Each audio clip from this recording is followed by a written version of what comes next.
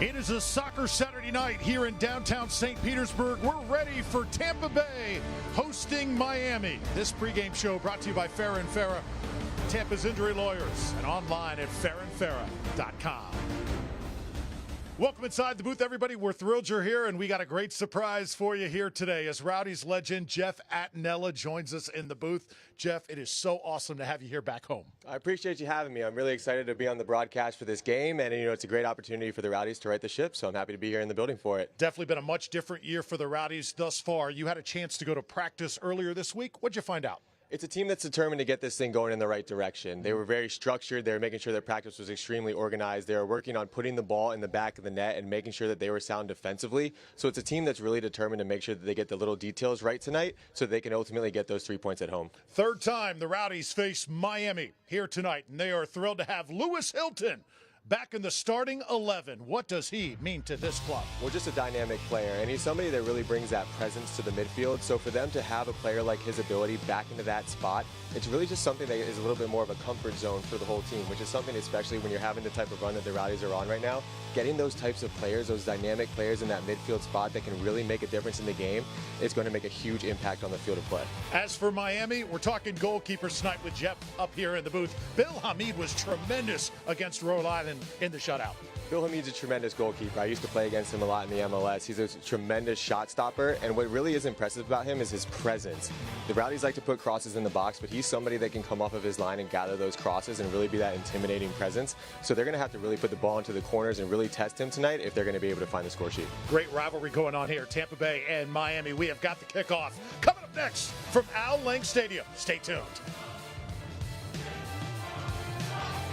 So what makes the original Hooters so special? Everybody wants to know our secret recipe. The answer is simple. We care about our people, the food we serve, our guests, and the community around us. And this has been true since day one. We created a unique experience like no other. What you see is years of hard work. This is our family, and we're here because we care. To us, originality isn't just one thing. It's everything. Hooters. Always original. One thing I noticed is that when Chuck joined me, he challenged me. You're going to be late. Not as late as you. It's a natural thing between brothers, pushing each other.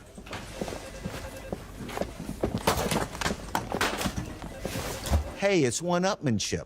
It's good for us, and it's good for our clients. It doesn't get more fairer than that.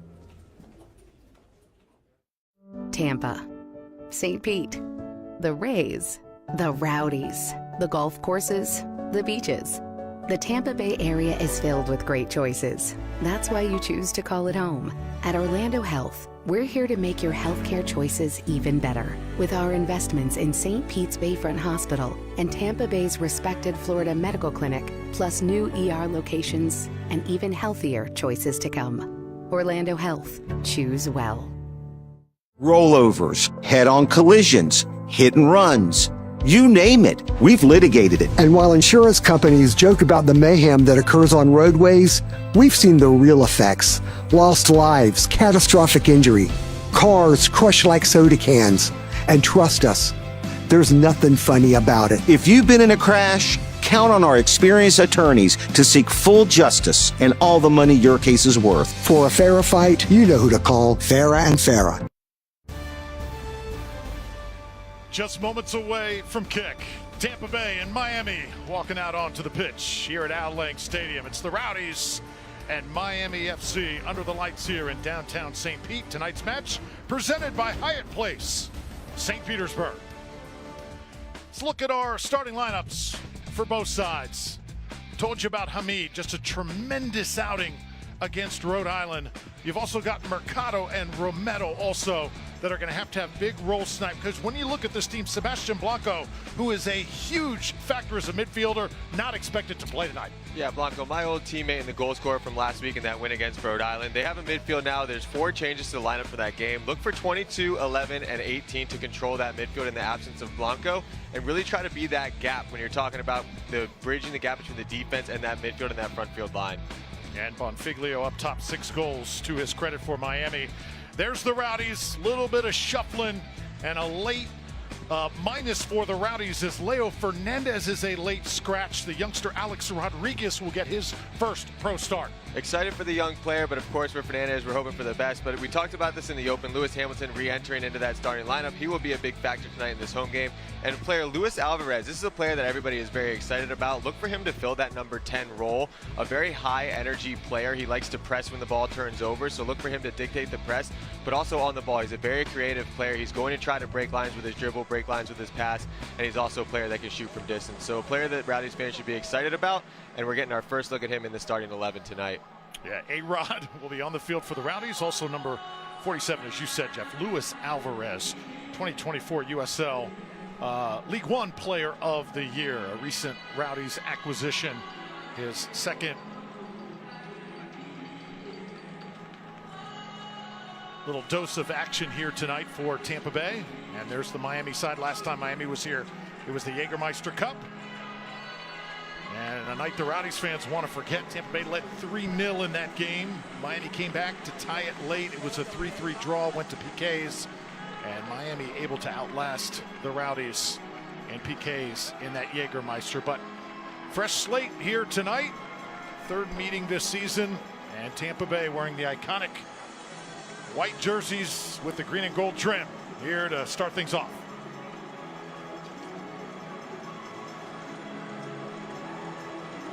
So Ali Bassett doing the honor here for the Rowdies. Just one victory and still looking for their first USL Championship victory at home in 2025. We're underway from Matt Lang.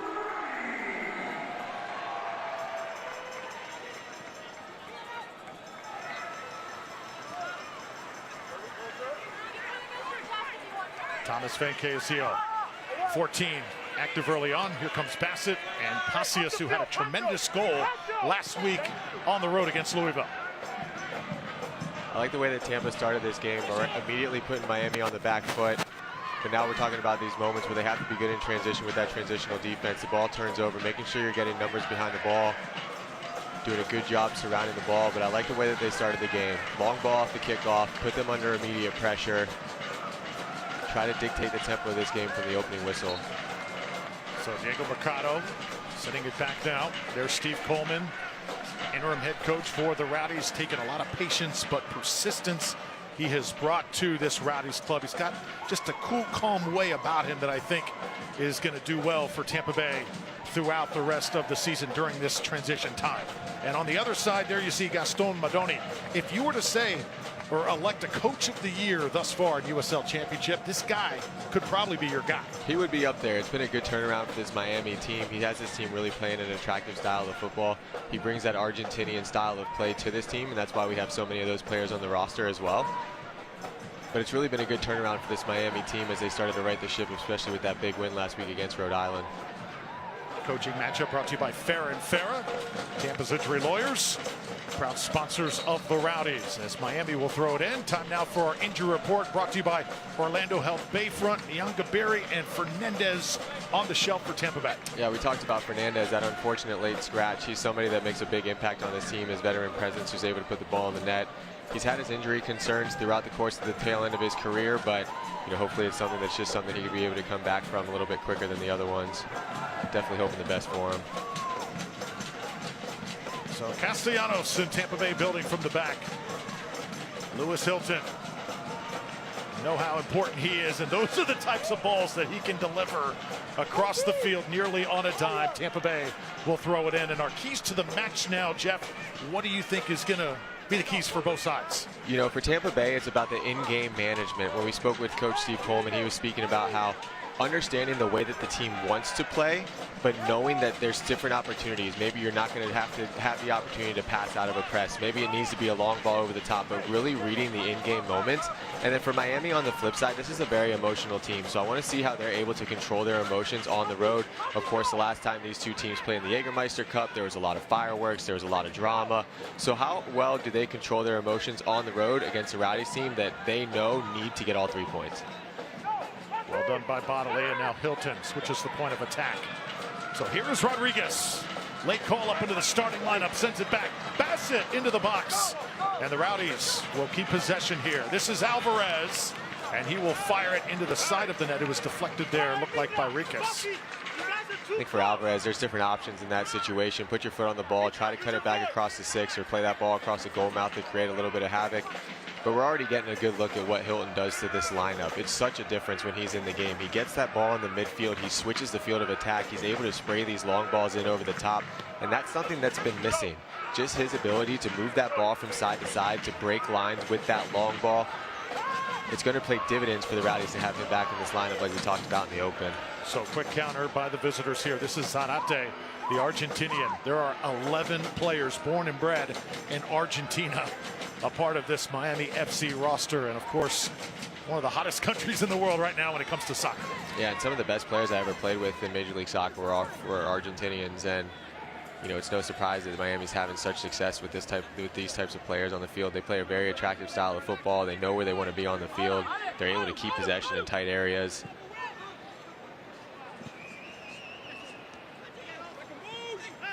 So Rowdies now defending on the far side.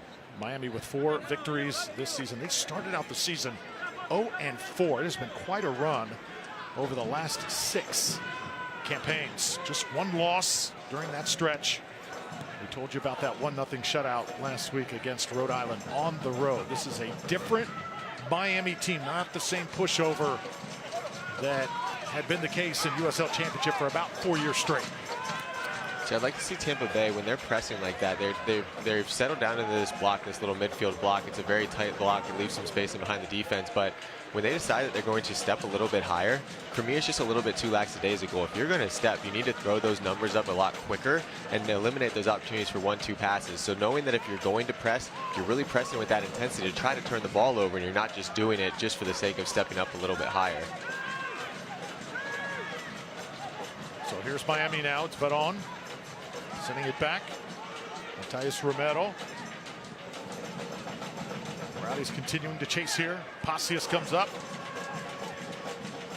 Out of the center circle now. Straight ahead. And fielded by Tampa Bay. Ethan Bondre getting another start for the Rowdies. Looks like he is sort of settled in as that #1 keeper. And you look at a guy who was called up just minutes before game time tonight, Alex Rodriguez. What is that like, Jeff, when you're expecting to come in, just be a part of the 18, and then bam, you're in the starting lineup just like that? Well, I think that especially it doesn't give you the opportunity to overthink. You know, I think that when you get called into that lineup, it's more of a natural instinct to say, okay, I just have to go out and play. You weren't preparing to be the starter, but at the same time, you knew that you were most likely going to get minutes if you're coming off the bench, especially as a field player in that position. But it doesn't really give you the time to overthink. You just step on the field, know your job, listen to what the coaches are going to say, and just get your body and your mind as quickly prepared as possible. I always kind of like the opportunities where if I didn't know that I was starting and then something happened, I had the opportunity to just jump in. Because especially from the goalkeeper position, the last thing that you want to do is overthink. And when you're just thrown into the fire, it's just all natural from your practice and all the reps that you've gotten. So I'm sure it's the same as for a field player as well. Jeff Attinello, Rowdies' legendary goalkeeper, with us tonight here in the booth. It is going to be a fun night here at Al Lang Stadium. 7 minutes in. 85 degrees at the game start tonight. Feels like about 95, though, that humidity right now, as you would expect in mid-June. Alex Rodriguez to throw it in. This is Hilton. Deflection. Rowdies will have it, their first corner of the night. And it will be a Colony Grill corner kick for the first time. And this is a scenario where I'd like to see Tampa Bay really make their mark, set pieces. These are opportunities where you got stacked up man-to-man. See if we can find something off of the training pitch. Great opportunities to get goals from set pieces, and really these are the types of moments where if you start scoring goals on set pieces, it can turn that momentum for your season.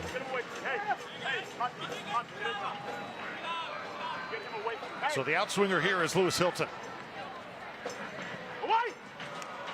Puts it in a pretty good spot right in the middle of that 18. No damage done, though. Lawrence White, a little bit of a hold on the shoulder. And the first call made by Luis Diego Arroyo, who is our head official here tonight. White has a little bit of concerns with that call, but I think that's the right call from the referee. My only question would be if it was necessary, just because they had numbers. Tampa Bay had numbers behind the ball. Miami was just that one player alone, so Just a little bit. That's what we talked about, the in-game management. Just recognizing those moments a little bit better. Maybe recognizing that you may not need to foul in that situation. Yeah, time and place so important in this game, isn't it? Absolutely.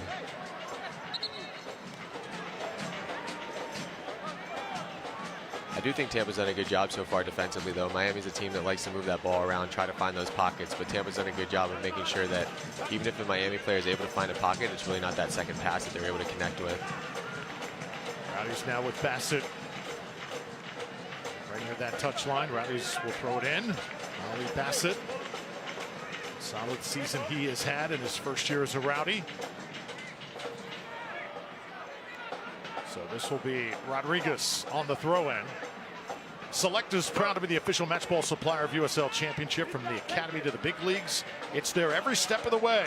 Visit select-sport.com as your website for Select, as the latest products, specials, and more. Select is the player's choice.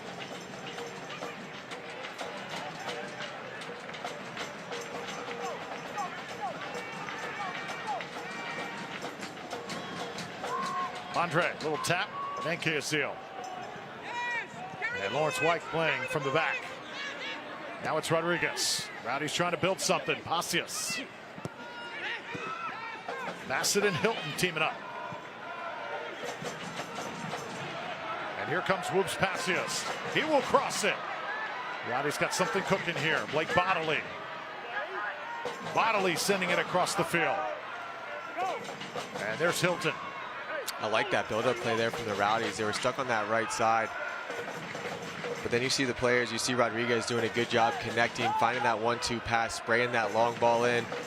The cross might have been hit a little bit more early. I think that there weren't enough players in the box to hit that cross off, but that's the type of build-up that we need to see from Tampa. 1-2 passes, spray it around the corner, give yourself those opportunities in Miami's defensive half so that you can get those crosses into the box as much as possible. Good build-up play there from the Rowdies. That first bit of offense that we've really seen come to life.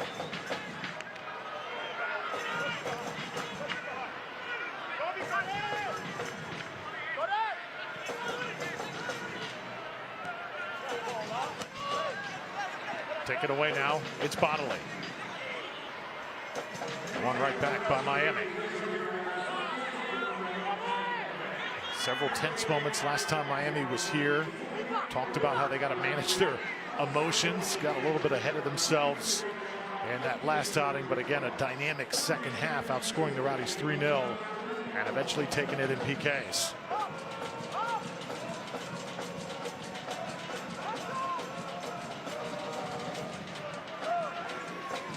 Casillo trying to squeeze one through. Miami compact defensively right now. Send it ahead. Well done. This is Alvarez. Back to Bodley. Looking for a lane. It's Bassett. Lots of traffic there, and it's cut off. Good job there defensively by Miami. It looked like the Rowdies had a couple different opportunities to get a shot on goal, but swarming the ball, getting numbers around the ball, making it impossible for the Rowdies to get a look on that one.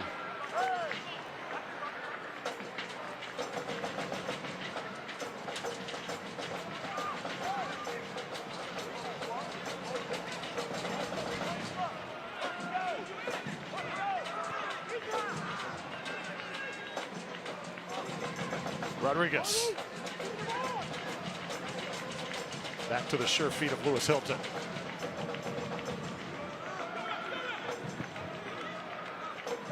Hilton tries to go over the top, a little bit too much on that one. So a goal kick coming up here for the visiting side. Rowdies 8 matches winless in USL Championship in a row. That's the longest stretch since 2017. Their lone win of the season in this league coming against this Miami side. But I think that there's momentum to build off of it. You know, the game last week versus Lou City, it really could have gone either way. Yep. And sometimes when you're in those funks like this, when you're not getting the results that you want, even if it might be something that you're not getting what you deserve by your play on the field, those are the types of things that happen. I talked about that with Coach Steve Coleman. You need to create your own luck sometimes, especially when things are not going the right way for you. And for this Rowdies team, it's not going to come easy to get that win. They're going to need to work for every single inch. They're going to need to work for every single opportunity. But once you get that win, there's something different and something that comes over the locker room where once you get that feeling underneath your belt again, it gives you that confidence that you can go out there and do it again. But it's not going to be easy. When you're in a stretch like this, things do not go your way. You have to create your own luck, and you have to create your own momentum. Yeah, well said.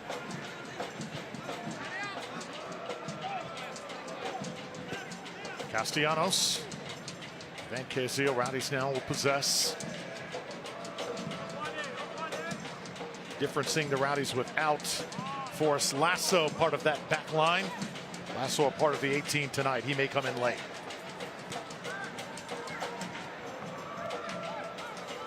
The coach going with a 3-back. That might suit these three a little bit better. They can open up, spread themselves a little bit wider, trying to get these outside backs and these outside wingers involved in the attack a lot more. Rowdies now pull it back for Hilton. Van Casio. Good possession here for Tampa Bay. Nice movement, finding feet. Castellanos to Rodriguez.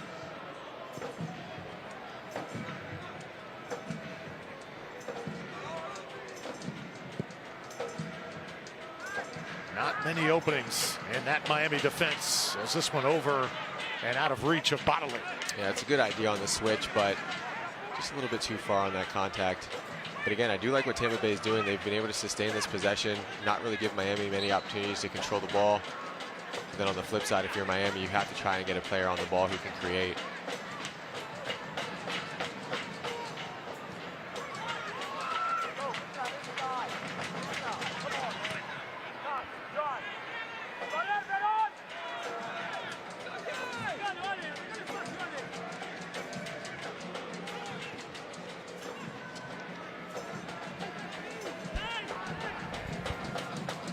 Now it's Veron.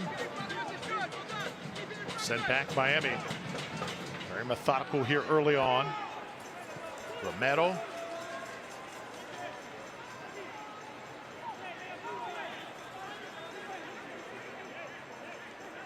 Grand Central Brewhouse, a family-friendly, pet-friendly, and community-friendly two-story brewery, tap room, and beer garden located in the heart of the Grand Central District. Grand Central Brewhouse featuring traditional lagers and ales brewed in-house and served directly from European serving tanks. On the move and cut off by Tampa Bay. Rowdies able to dodge a bullet.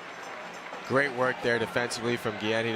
There was a runner there on the far post open for Miami. The ball was there, but a great work there from the outside back, making sure to cut out that cross. And this is what the Rowdies need to be careful of. This is how quickly Miami can strike on that counterattack. They hadn't had many chances. The ball turns over, 1-2 passes. Next thing you know, they're almost in on net. So just being aware of those transitional moments as we get another look at it here. Quick build up in the play, ball gets wide, good ball in, but again, this is the challenge, potentially goal-saving challenge there. Good stuff from the defender. You felt the humidity down on the field before the game, Jeff. In a game like this, how important is stamina going to be late? Yeah, I can feel it up here in the booth. It's a humid night. I mean, both of these teams are used to it. They're both from Florida. But just conserving your energy and choosing the right moments. But these guys are fit. They know how to play in this type of weather. And, you know, in these moments, it's about putting the work in. And if you ultimately put too much work in, you need up, put your hand up. But these guys are fit. They know how to play in these conditions. I say that as a goalkeeper that never had to run. Akinyoti getting Miami going. Rowdies able to win it back.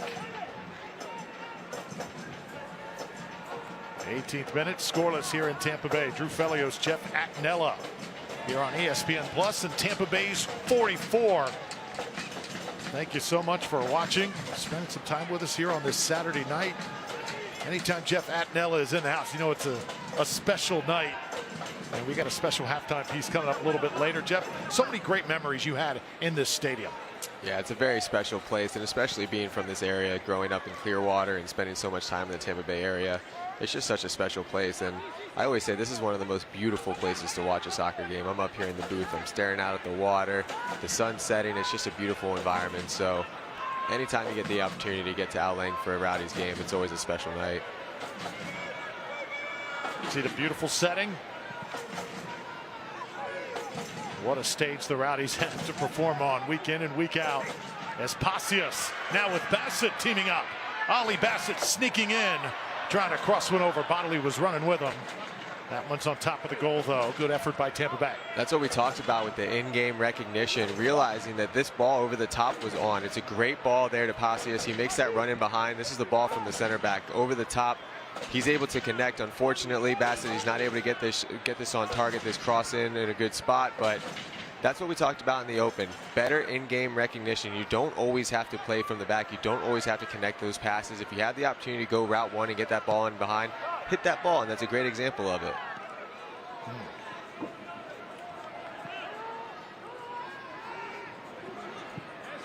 Pacius. Oh, tripped up that time. And this is going to be the first yellow dealt as whoops Pacius.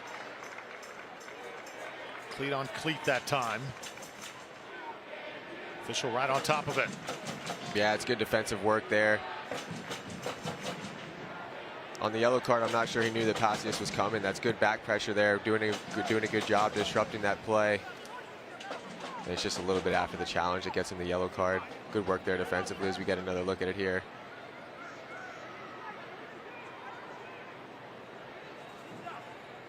Good challenge there. Good work backwards. So Diego Mercado assessed the yellow. 28-year-old Argentinian.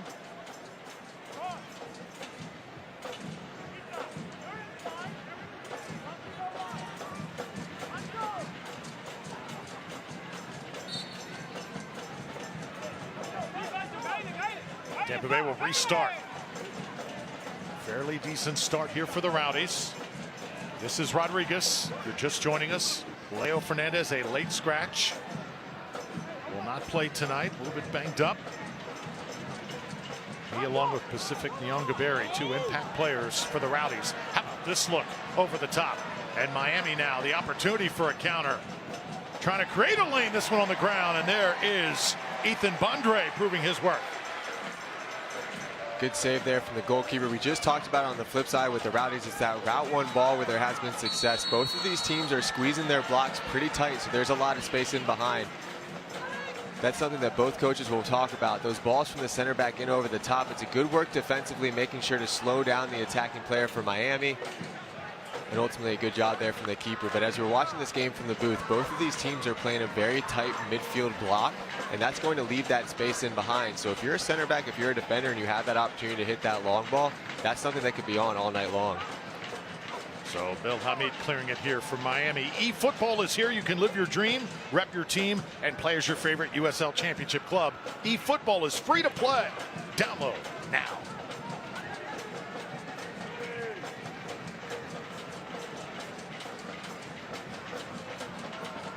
This is Vedon. And the Rowdies now with Van Kazeel. Well done. Pacius and Lewis Hilton. Anytime the Rowdies gain possession, they look right for number 4. So thrilled that he is back. We just did such a good job of controlling that possession. And what I really love about that play is his first look is always up. He's not looking to play back. He takes that turn, he takes that positive turn, and he's looking for that danger ball that he can spray. And if it's not on, he does a good job of putting a foot on it and then bringing it back around. But just having that mentality that I'm going to be looking for through balls, I'm going to be looking for these players so that I can break these lines immediately and attack towards goal. That's something that will help this team start seeing the goal, start getting their self on the scoreboard a little bit more, because you have that type of minded player on the field who's on the ball as much as he is. Tapped out that time bodily for the Rowdies. Now Guillen and Wyke here to restart. 23rd minute. Bassett now turning it around to Rodriguez. Alex Rodriguez puts one on a dime. Oh, elevating his bodily. Had a clear look at it, just could not get it on frame. It's a good ball in there from Rodriguez. And it's a contested header for Bodley here. He does a good job of elevating over the back of the defender, but it's that ball in from Rodriguez. He's able to put it into a dangerous spot as we get another look at it here. The ball comes out wide. He has that time. He tries to take on the defender. 1-2, boom. Good ball in the box. Bodley rises up. But again, it's a contested header. That's a tough one, but he does a good job of trying to redirect it to that far post. Just unfortunately, just a little bit too much body contact for him to be able to get up and elevate and really snap that thing back down to the far corner. But good build-up play there from the Rowdies and another dangerous cross, which is something they've been able to do here so far against Miami.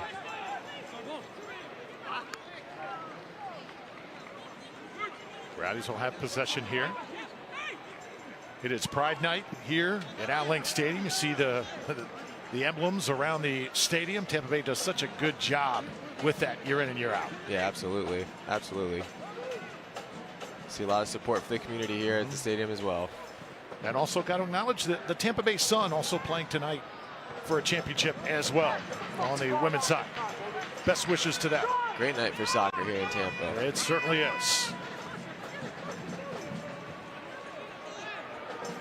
So Miami FC now on the attack.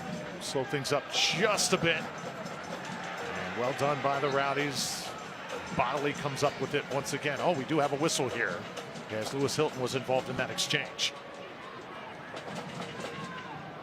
Spoke though about the Tampa Bay community locally and the soccer community here and how it has continued to just keep on, Jeff, from the times when you were playing back in high school. Yeah, it continues to evolve as well.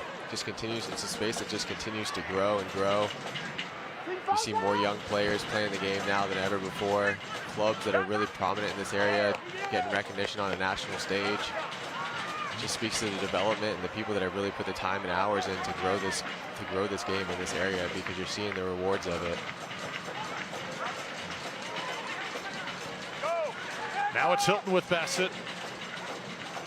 Bassett, good point of attack there. Tried to get it to Pacius, as he was blanketed by a couple defenders. Now it's fed on.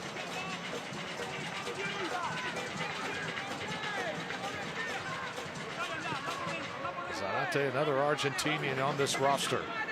And again, 11 players from the World Cup winning country.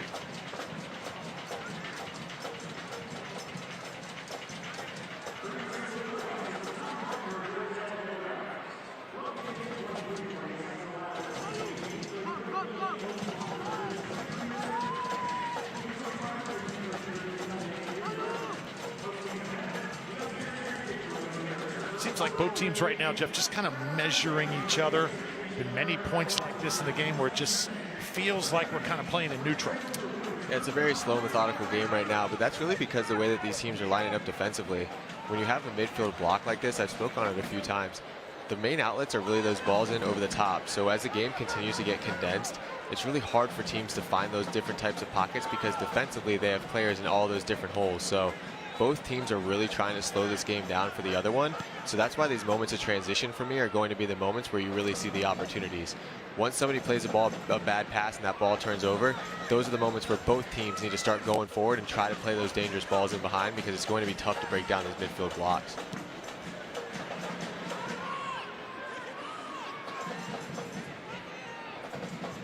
So here's Miami trying to get in that final third. And it was Bassett cutting it off. Luis Pacius trying to get possession back.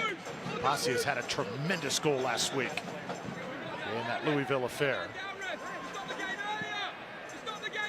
Take a look at that whole sequence from that goal last week. Oh, it was special. Player down right now for Tampa Bay. Miami trying to capitalize, as Castellanos was the player shaken up. As this ball out of bounds, and I believe we're going to have a corner here. Miami opted not to put the ball out of bounds, but Castellanos pops himself right back up. So, you know, on the Tampa Bay side of things, they did a good job defensively, staying alert, knowing that Miami was going to continue to play. But now here's an opportunity for a corner kick. Miami's first one, I believe, of the game. So needing to be switched on here if you're the Tampa Bay squad, especially when you're talking to the refs like this. Refocus yourselves a little bit, find your marks, making sure you're ready to deal with this corner kick.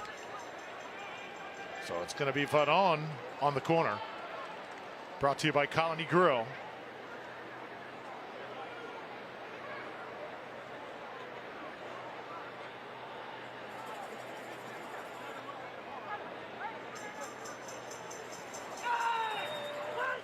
A little bit of hesitation. That one put in a pretty good spot. Oh, that was set up really well. Knudsen nearly bagged his third goal of the season. And that would have been a special one, off the back of his head, jumping backwards. If he was able to redirect that one on goal, that would have been something really special. But as we get another look at it here, jumping backwards, defender all over him. Does a good job getting ahead to it, but really no danger at the end of it. And Knudsen's second year Miami FC guy. Had a long road up through USL League One, played for Tormenta FC, also played for Omaha. A little bit of danger here for Tampa Bay as Lewis Hilton tries to clear.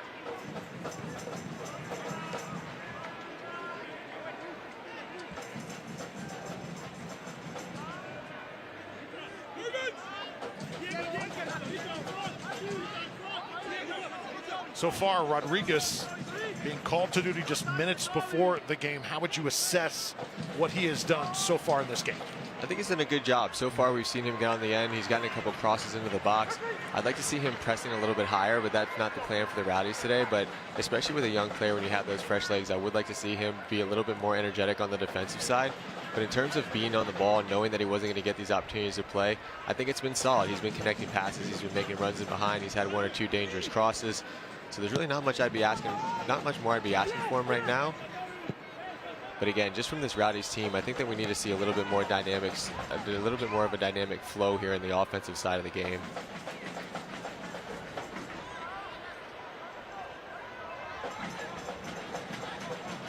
Tapped back now, Zarate. And Miami playing a little bit of keep away. There have been moments and stretches, Jeff, as you've studied this Rowdies team this year, where they look really, really good. They just haven't fully been able to go that full 90 plus, playing at the level that they are used to playing as a franchise. When there was a statistic, I think it was 42 dangerous crosses put into the box and only 2 goals scored. And that's something where goals really change games. So when you're able to create that many chances, but you only have 2 goals to show for it, that's something that can slow down a team's momentum. So when we talk about needing to make the most of opportunities, that's what this Rowdies team needs to be able to do tonight. When you get those dangerous chances in front of the net, we have to see the ball hit the back of the net, because then that's when you start to build that momentum. Because if you're losing games, if you're in a slouch like this, it's hard to put that effort forth for 90-minute plus, because you just start to feel a little bit more dejected. So I really think a goal here would change the trajectory of this game, of course, but start to build that momentum that you're used to seeing from the Rowdy side. Now it's Bassett. Again, trying to wrap it around Hamid. There to take it out of the air. The USL on ESPN2 gives us a Western Conference matchup between Lexington and last season's championship winner Colorado Springs, the Switchbacks. That's Friday, June 20th, 7 p.m. Eastern on ESPN2.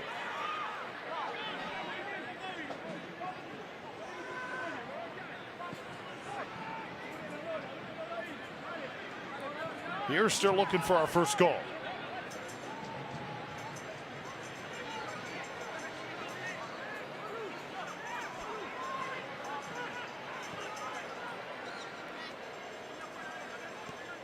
Now it's Romero.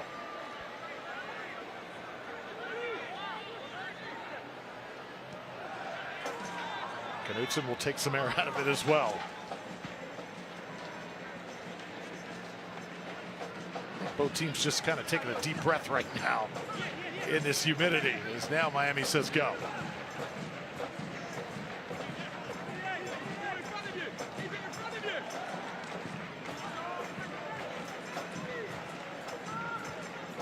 Zarate sends it left.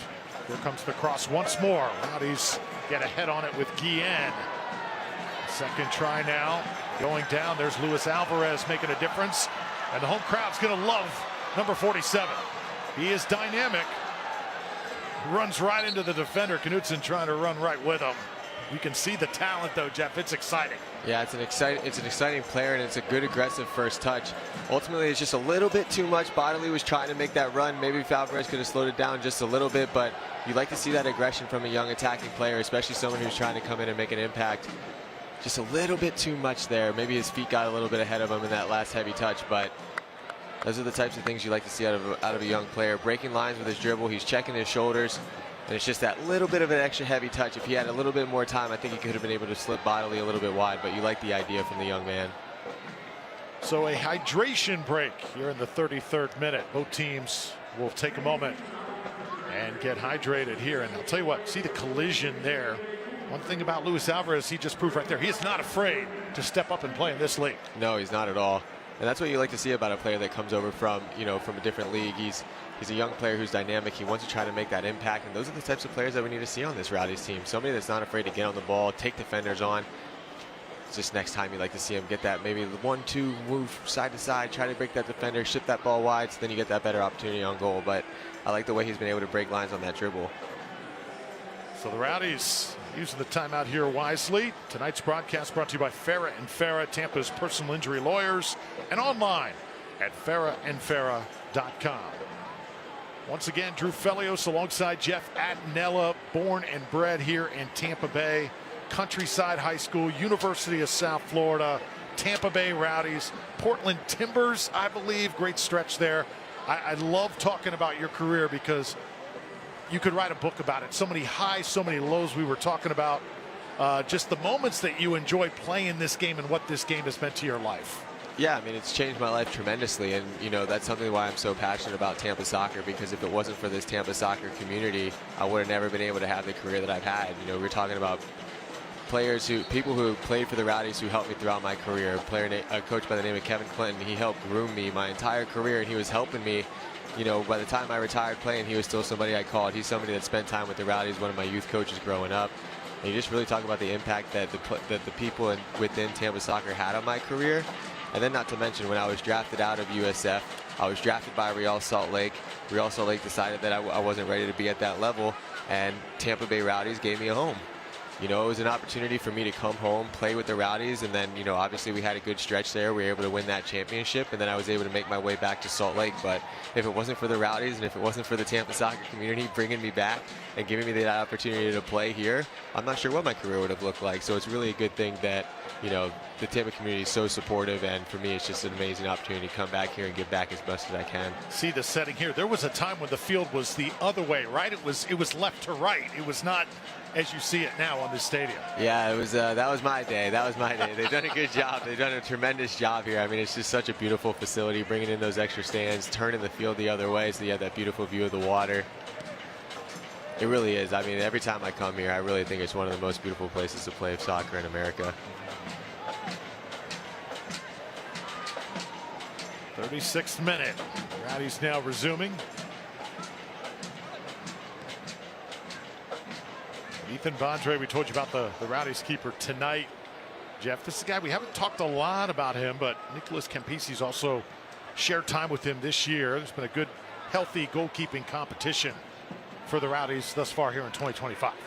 Well, it's really about who's going to start getting the wins.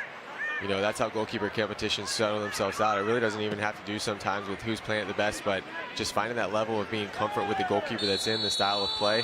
And really whatever goalkeeper's able to be in goal when they start getting on that type of run, usually that's the goalkeeper that ends up getting the nod when you're talking about those goalkeeper battles. There's Lawrence White again. He had the little shoulder pull at the start of the game and then got underneath the player there as he went airborne.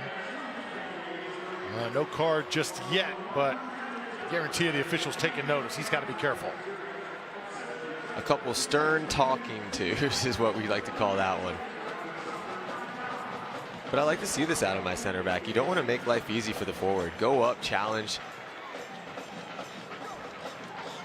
Definitely a foul there, but I like that from my center back. Don't make life easy for these forwards. You want to make sure that target forward knows that any time that they make a move, they're going to get hit. There's going to be a body on them.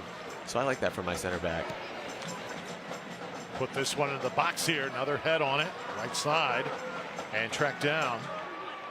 So Romero, nice ball.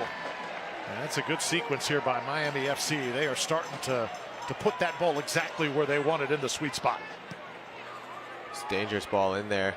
But Tampa Bay had a good job doing numbers around the ball, but again, set piece. You don't want to. Those are the talks about those moments where you don't want to take a second off. It's a set piece. Next thing you know, you're dealing with crosses inside of your box. So just making sure that you're aware of those in-game moments, that game management that we spoke about in the open. Zarate just took it away from Aaron Guillen, but the Rowdies able to win it back with Bodley. Across that midfield line, and now Tampa Bay flying down the pitch. Aaron Guillen, once again, the captain's armband. He is donning, and the Rowdies will have a corner kick. Good transitional football there from the Rowdies. 1-2 passes down the line, able to get across and get the corner kick. And these are these moments, these set pieces. I want to see them be able to capitalize a little bit more on these set pieces, at least get something on goal, put the ball into a dangerous spot. Maybe something they've been working on the training ground, something a little bit more creative. See if that can get us our first good opportunity of this game. Colony Grove corner kick off the foot of Lewis Hilton.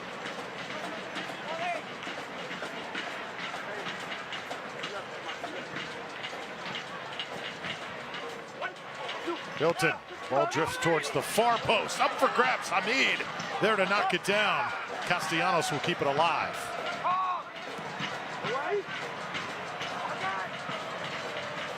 Rodriguez trying to get a piece. And whistle blown, will take it the other way. Rowdies a bit frustrated there on that exchange. I spoke about in the open how good Hamid is coming off his line. It's a good read here. He gets a good solid punch to the ball. The Rowdies try to recycle it as we get another look at it here. The ball pops up. It's that quick first step from Hamid. He's an experienced goalkeeper. He knows that he needs to go and get that ball, and he does a good job getting a fist to it. But I do like that build up a little bit more from the Rowdies. They tried to recycle after that punch out. It didn't come off, but a little bit more aggressive offensively, which is what we need to see from this group.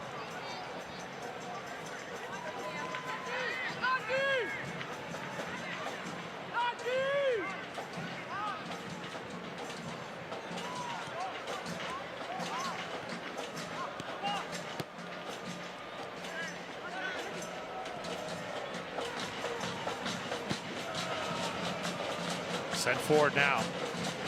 And once again, it's Lawrence White getting back towards the official. And Rowdies will have possession here. Lawrence White right now is that guy that just kind of gets under your skin. Jeff, he's that enforcer. He's sort of settled into that role for the Rowdies here over the years. A little bit of a pest out there. Yes. Every team's got to have one of those guys, right? Absolutely. Usually you see that player in the midfield, but I don't mind it coming from the center back. That's just where you need to be extremely careful if you're a pest player who plays that close to the box. One player is down. Run of play continues. Bassett will get it back here, and I believe that was the newcomer. And it is Luis Alvarez went down hard. So making his home debut. USL League One's Player of the Year. Luis Alvarez, so much creativity, so much energy the Rowdies are expecting from him. We get another look at it here. Check it back to the ball. Really, that's just unfortunate there for Alvarez. He tries to win that ball with his foot, but the Miami defender had already gone through. Happy to see him pop up and feeling okay, though.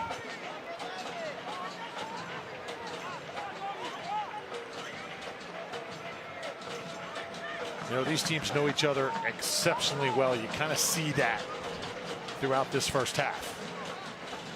Both teams sort of measuring each other throughout. Here's Rodriguez.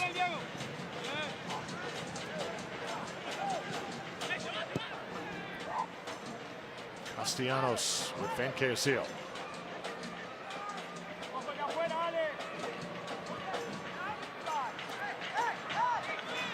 This is Bodley now. Pasius calling for it. Now it's Guillen. He's got a lane.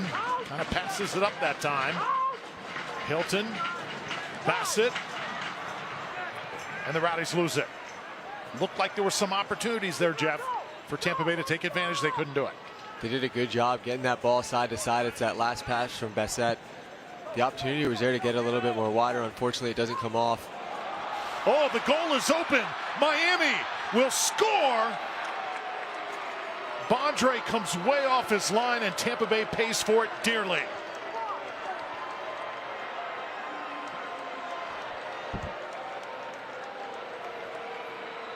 And with the goal, it's Francisco Bonfiglio with his 7th on the year. Unbelievable. You feel bad for the goalkeeper here, but a clear mistake.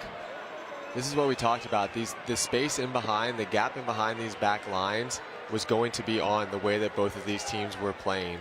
And of course it's a goalkeeper mistake, but that space in behind is on. And when that space is on, the goalkeeper needs to be able to come out. And for this one, he just misreads the ball. That's a ball that he can allow to come into the box and use his hands. But instead he tries to do too much. He tries to control it here, and he just gets caught in between. And that's just something that just cannot happen. Everybody knows it on the field. It's a mistake that can't happen from the goalkeeper, but you know, it's just that misread. His initial reaction was to step forward to try to clear that ball out without using his hands, but that ball had so much pace and so much skip that the goalkeeper could have stayed in the box, easily collected it. But instead, when things are not going your way, things really don't go your way. And unfortunately for the Rowdies, they've been playing well today. Miami has been limited in their opportunities, but unfortunately for the goalkeeper, it's a mistake that gives them that 1-0 lead. And you know, as a former goalkeeper, there's probably nothing in life that feels worse than that. Yeah, you feel bad for the goalkeeper there, and that really just comes off of a misread from that initial through ball. You know, I understand what he was thinking. Bonfiglio is making that run in behind. The goalkeeper's thinking he needs to come out and try to intercept that pass because that through ball is going to get through, and Bonfiglio is going to get a breakaway, and he's high off his line, so he thinks that he can have that opportunity to clear the ball. But that ball's hit with so much pace that if you're going to try to control that ball like that, you either want to hit it one time with that volley so that you're clearing the line of danger, or you're staying in your box and able to collect it and gather it in with your hands because it had so much pace on it. So it's a mistake that you don't want to make, but I understand what he was thinking. It's just that execution part of it that didn't come off. So Rowdies down a goal here as we come to the end of the first half. Busy halftime coming up. Definitely want to stay with us. Got a surprise feature we're going to bring to you. A little bit of Rowdies history sprinkled in, and some arts and crafts too to talk about. You don't want to miss it. Just a hint though, our guy at the booth tonight is involved.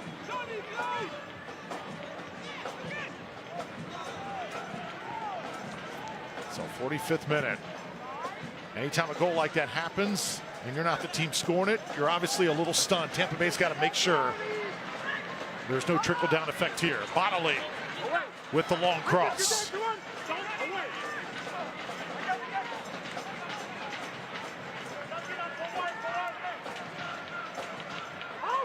Alvarez will reset here for the Rowdies.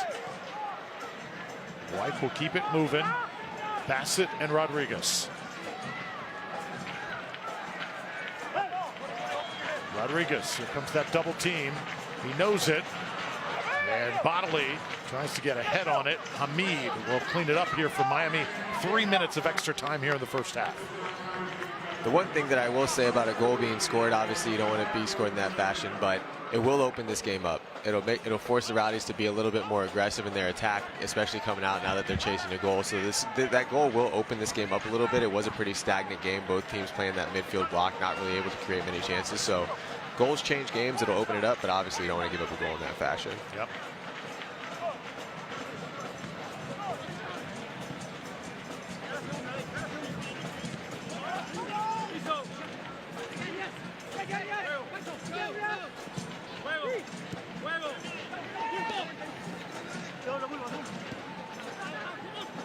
Miami continues to play fast here.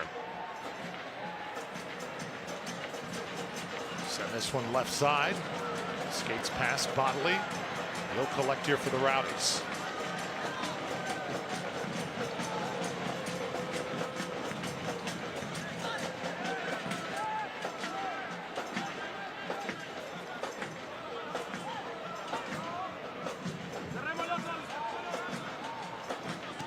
Now it's Aaron Guillen and Van Casillo.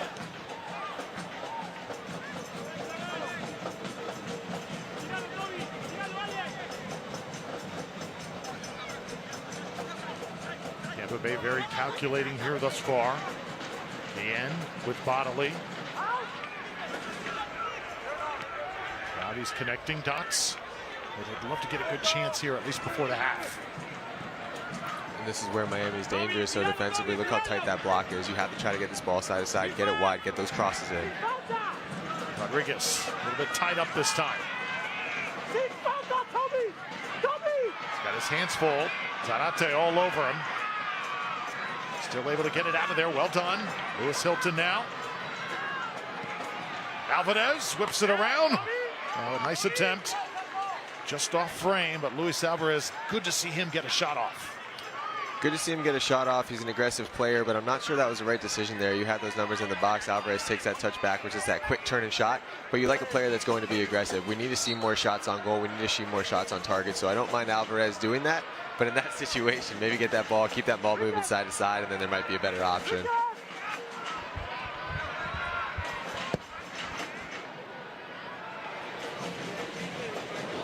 Whoa. Aaron Guillen gets up and goes down. Talked about that shot selection. Sometimes is that something that young players have to understand time and place. And you don't mind it. I mean, for him, he's a young player, he's trying to make an impact, he's trying to make a difference in the game, but we talked about it, that in-game moment and those in-game recognitions, you have those numbers up, Miami's in that block, your touch is backwards, so maybe just in that moment it's something where he could take a little bit of a different decision, but I do like the aggressiveness because we need to start seeing more shots on goal. First half is complete, and Miami will take a 1-goal lead into the locker room. Great to see Lewis Hilton back here on the pitch at Al Lang Stadium. Rowdies offense flowing pretty seamlessly. Many times just have to put maybe a little better touch on the finish. Yeah, I think that the key for this game for this Tampa Bay team is going to be getting that ball wide and getting those crosses in the box. But once you get that ball wide and you're able to get in those crossing opportunities, how many numbers can we get inside the box? Right now there's only been 1 or 2. We need to get runners from the midfield in there. And then defensively, I think they've done a good job. Just extremely unfortunate to be down 1-0. But now they're chasing a goal, so hopefully this game opens up a little bit more and we start to see a little bit more aggression from this Rowdy side.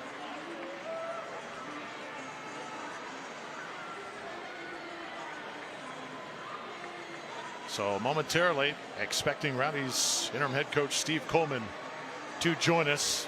Family's having a great time tonight at the park, and Coach Coleman is here. Coach, obviously a tough goal there. How do you get your team to stay focused and not let a goal like that kind of become an avalanche, Coach? Oh, look, I'm not going to say much different to what I said I would be saying if it was 0-0, to be honest with you. We've had some really good moments. We've done well in parts. We've got in behind really well. We've been the most threatening, and we've been kicked in a region that doesn't feel very nice. But the game is still the game. We still have to try and do the things that we came here to do, and ultimately, if we do them well, we'll get something from the game. Okay, Coach. Quickly, Coach, biggest key to the second half. Biggest key. Outrunning them as they tire and they sit deeper, and getting in behind and getting the ball in front of their goal as much as we can. Coach, best of luck in the second half. Thank you, chaps. Steve Coleman, Rowdies interim head coach. We're at halftime. 1-0 is the score. Miami on top. A very special feature you don't want to miss when we come back. Oh, Milo, no, not on the carpet. There's a veterinary emergency group not far from here. Yes, that's the one Dr. Holt told us about. Jen loves that place. Wow, apparently everyone loves this place. Veterinary emergency group, this is Anne. How can I help you? Hi, I think my dog Milo ate his toy. Let me get one of our doctors on the line. Hey, you must be Milo. Let's get you back to see the doctor.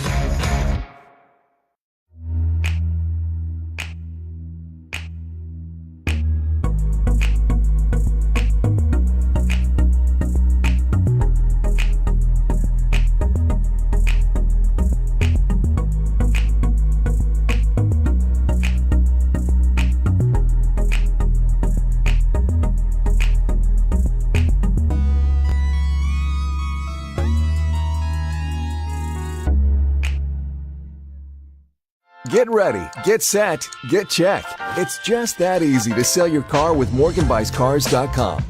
First, visit MorganBuysCars.com and tell us a bit about your car. Next, receive an express cash offer online. Then, schedule an appointment at one of our 14 convenient locations to pick up your check. Plus, we'll beat anyone's offer on your vehicle, or we'll give you $500. So, get ready, get set, and get checked. Online at MorganBuysCars.com. When you're ready to set life into motion, Grow Financial is here to be your first step. To give you that running start and to show you just how far you can go. Because we serve people, not profit. Which means our mission isn't our products, but where they can take you. So wherever you may be going next, just remember, first steps start here.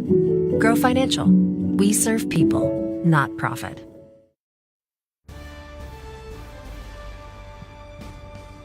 Welcome back to Al Lang Stadium. 1-0 is the score with Miami FC on top of the Tampa Bay Rowdies. The third affair between these two sides here in this 2025 season. And so far, Miami is the goal up. Thrilled you are with us here tonight inside the booth. Drew Felios alongside Jeff Attinella. Jeff, your thoughts so far on this matchup? Well, unfortunately on the goal, right, that was a goal that we don't like to see. But up until that point, I thought both teams were playing a little bit stagnant. They were playing really trying to figure each other out. Playing in those tight midfield blocks just made it a little bit more difficult to break it down. But I did think the Rowdies did a good job in those transitional moments. So hopefully here in the second half, we'll see a little bit more aggression from this Rowdies team, trying to press themselves a little bit more forward. But again, the game needs to open up now. They need to chase a goal. They need to try and score that goal. So hopefully we see that ball getting a little bit more wider and more dangerous crosses into the box. You know, there's so many great moments that this guy had on the pitch, but there is one that certainly stands out. Let's head back in time and take a look at what we think is the art of soccer.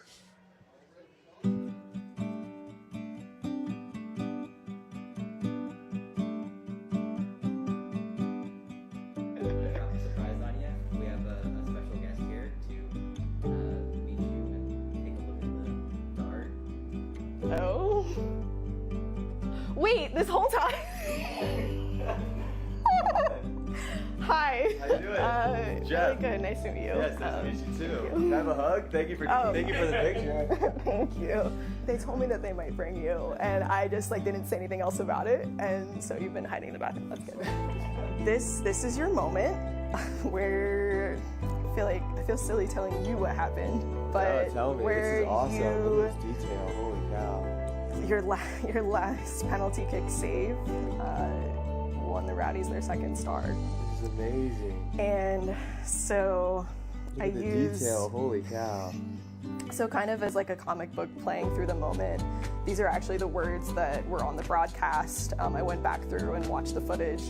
You know, you have a moment in your life that you don't really know what it, you know that it's cool in the moment, you know that it's something that, means a lot to a lot of people, and obviously it meant a lot to me, but it's something that happened so long ago. You still try to figure out a way to use that moment to make a difference, especially for a good cause like that. I mean, it's just everything about it is awesome. Oh, what a great piece there. Isan Taylor has sort of become like the Rowdies artist over the years.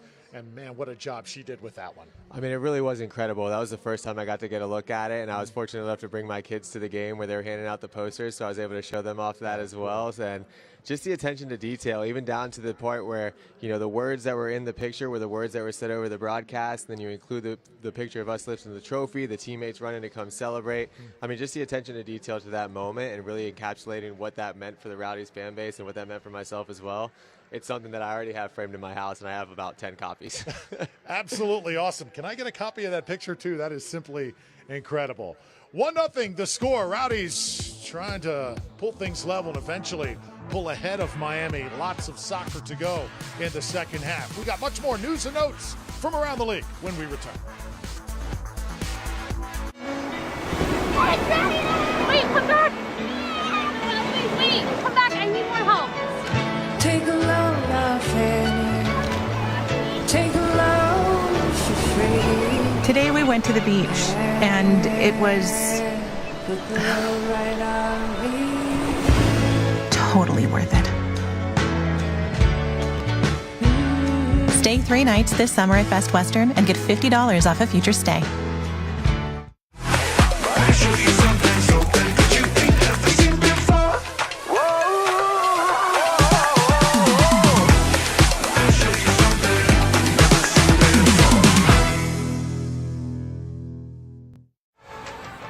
How does Crystal Geyser Alpine Spring Water keep you in the game?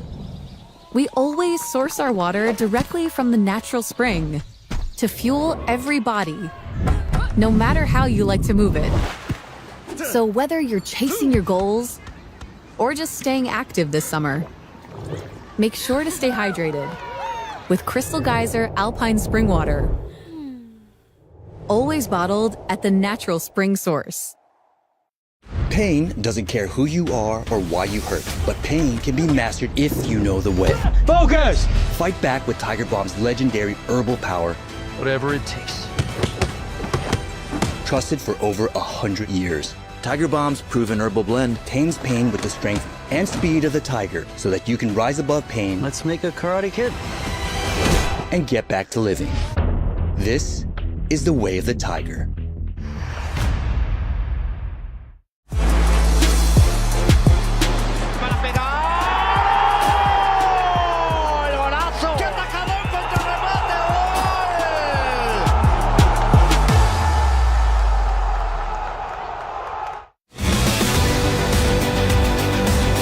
On USL All Access, the greatest striker to ever play in the USL Championship, Cameron Lancaster joins us, and we will break down their midweek matchup against Rhode Island FC. Is the Player Shield even a race anymore? We're going to give you a look at who our front runners are and who's got a possible outside chance of chasing down those three horses. And an ode to our owners, our general managers, and our presidents. Pay attention. The future is now. Oh, Milo, no, not on the carpet. There's a veterinary emergency group not far from here. Yes, that's the one Dr. Holt told us about. Jen loves that place. Wow, apparently everyone loves this place. Veterinary emergency group, this is Anne. How can I help you? Hi, I think my dog Milo ate his toy. Let me get one of our doctors on the line. Hey, you must be Milo. Let's get you back to see the doctor. It is time for the USL Team of the Week. Romario Williams leads the way. This Team of the Week for Week 13 and 14. Also Jonathan Ricketts. He is in the lineup tonight for Miami. Done a tremendous job this year for Miami FC. See the rest of the players there. Bench as well. The Team of the Week for Week 13 and 14 for USL Championship. Robbie Mertz also part of that group. How about some news and notes? Setting a new transfer record. Yeah, Luis Alvarez coming to the Rowdies sets a new record for USL Interleague. How about that? Sacramento Stadium steps. Sacramento City Council unanimously approving a 12,000-seat privately funded stadium. You know who is the head coach of Sacramento? Yes, former Rowdies head coach Neil Collins. And what happens in Vegas usually stays there. It's going to happen with Antonio Nocerino. 5th consecutive defeat. He is no longer the head coach there. Las Vegas Lights once again going to be in a transition phase. Let's take a look at the standings for the Eastern Conference. Lou City right now on top. Charleston Battery with Loudoun and North Carolina in the top 4. Detroit, Pittsburgh, Miami, and Rhode Island make up the top 8. Rowdies right now the bottom of the table looking up. Standings we just saw. Now time for scores. And look at some of the scores. Loudoun victorious over Detroit City. Second half, Charleston leading Hartford. Other games in action as well. Indy 11 playing well on top of Pittsburgh. All tied North Carolina and Rhode Island. New Mexico the lead, and Birmingham has the lead as well over Lou City. That would be a big victory on the road. Here in Tampa Bay, it is Miami FC on top of the Rowdies with a count of 1-0. Much more to come from Al Lang Stadium on Pride Night. We'll be back.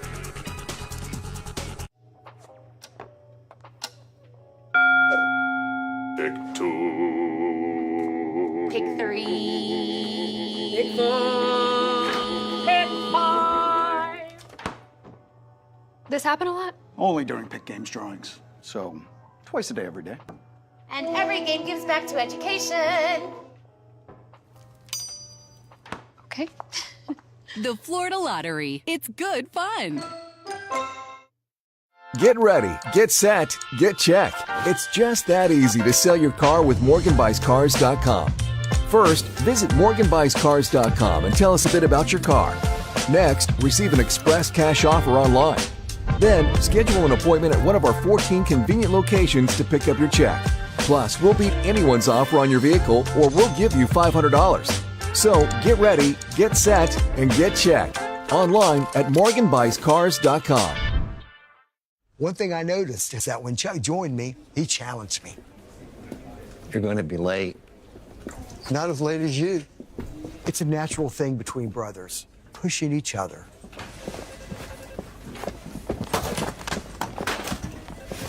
Hey, it's one-upmanship. It's good for us, and it's good for our clients. It doesn't get more fairer than that. Get ready, get set, get checked. It's just that easy to sell your car with MorganBuysCars.com. First, visit MorganBuysCars.com and tell us a bit about your car. Next, receive an express cash offer online. Then, schedule an appointment at one of our 14 convenient locations to pick up your check. Plus, we'll beat anyone's offer on your vehicle, or we'll give you $500. So, get ready, get set, and get checked. Online at MorganBuysCars.com. Welcome back here to Al Lang Stadium. First half stats. Jeff Attinella, what really stands out to you? Well, for me, it's the shots, right? Evenly matched on the shots, but it's those shots on targets that we've been talking about. The Tampa Bay Rowdies need to make the most of those opportunities because they need to get those shots on target. Miami was able to do that. Of course, the goal we've talked about. I'm not going to labor on how the goal was scored, but again, you need to be threatening in behind. You need to be getting those shots on target. For the Rowdies, it's good that they have the amount of shots that they have, 5 shots, but it has to be balls that are on target if we're going to make a difference in this game. So second half about to begin. Sun has gone down, much cooler here. At least the temperature has gone down just a little bit, about 2 degrees. Still very humid down on the field, and we're underway, half number 2.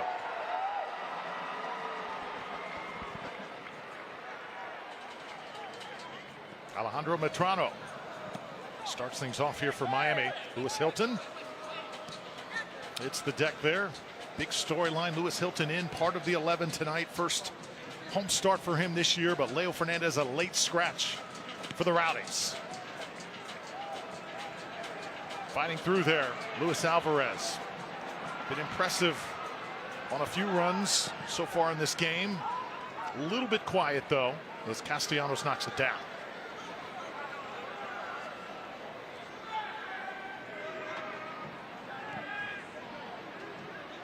If you're just joining us, Miami FC, their lone goal coming from Francisco Bonfiglio, but it came mainly off an error. Tampa Bay goalie Ethan Bondre coming way off his line, and Miami capitalizing on that mistake. So that's where we stand right now. This is Alex Rodriguez.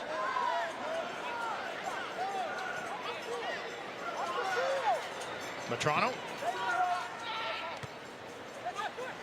Castellanos getting involved.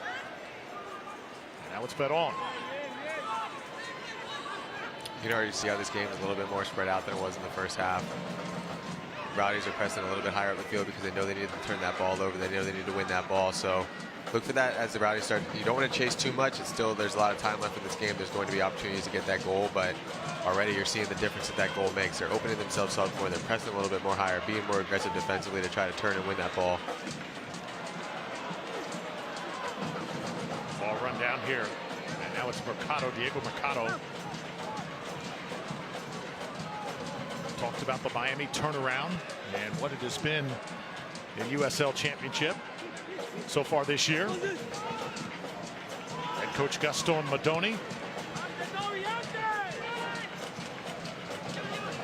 So much experience with the Boca Juniors program. He takes over a USL Championship club and goes into the bag. All the contacts he has from Argentinian soccer, and he has built this Miami FC program around that, and it has worked thus far.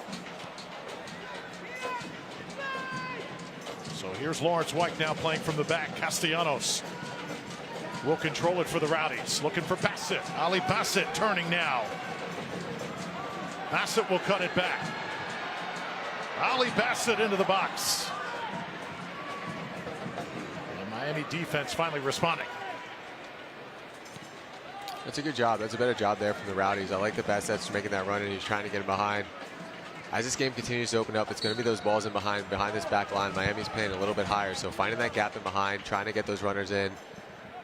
But again, it's about that final product and trying to get that ball into a dangerous area. So now it's Bassett. Overran that one just a bit.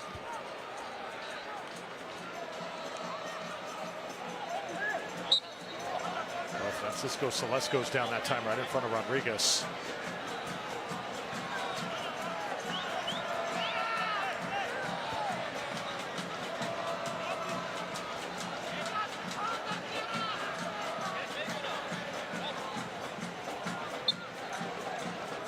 The pitch tonight, you see, Jeff, a little bit choppy in parts. Of course, the Rowdies lending a hand to the Benfica program out of Portugal, SL Benfica.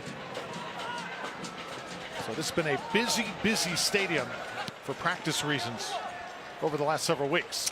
And the cool thing about that is that the Rowdies had the opportunity to play against them in a scrimmage and in a friendly. So anytime you get the chance to play against one of the best teams in the world, truly one of the best teams in the world, it gives you a good measuring stick of, you know, just the level that this game is able to be played at, and just gives you an incredible experience, especially for these Rowdies players that were able to take the field against them. It's a great opportunity for the club as well. The club has an incredible practice facility. It's some of the most state-of-the-art stuff that you can have for an organization in the USL, and so for them it's an opportunity to show off their facilities to one of the best clubs in the world and play host to some of the best players that the world's ever seen as well. So it's a cool opportunity here that's happening in Tampa Bay, and it's a good job by the Rowdies for making sure that they were able to roll out the red carpet for a club with so much history.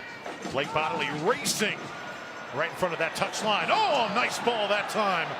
Just over the head. As you saw the youngster Alvarez elevated. Hilton now able to capture it. Bassett takes a little bit of air out of it. And now it's Rodriguez. Bassett with a cross right into the hands of Hamid. That's a little bit more of what we're talking about here from the Tampa Bay team. And Bodley, this is a dangerous ball into the box. But that's what I said earlier in the match as well. You need more runners. If you're going to have crosses into the box like this, it can't just be one player. You need to get those midfield runners who are joining into the box so you have those other options. But it is a dangerous ball there by Bodley, and they did a good job of recycling the ball around, getting that ball wide to Bassett, who's able to put another cross in. But if crosses is going to be the name of the game, it's about getting numbers inside the box to be on the receiving end of those. This is Bodley again. He has got some wheels. Rodriguez is running free for a moment. Rowdies will now have a Colony Grill corner kick. The USL Championship and League One are on CBS Sports and ESPN platforms all season long. Catch all the live matches and expert analysis each day on the CBS Sports Golazo Network and ESPN Plus. Go to USLChampionship.com or USLLeague1.com for the complete USL TV listings. Rowdies with a bit of momentum here. Down a goal. Lewis Hilton, the outswinger. Tampa Bay trying to pull level.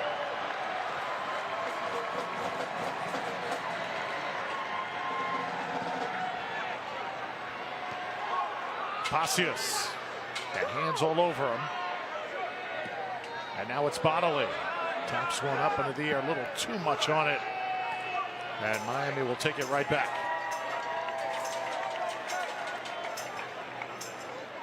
Are you seeing enough, Jeff, so far on Tampa Bay set pieces, or can there be an adjustment? I'd just like to see a little bit more creativity.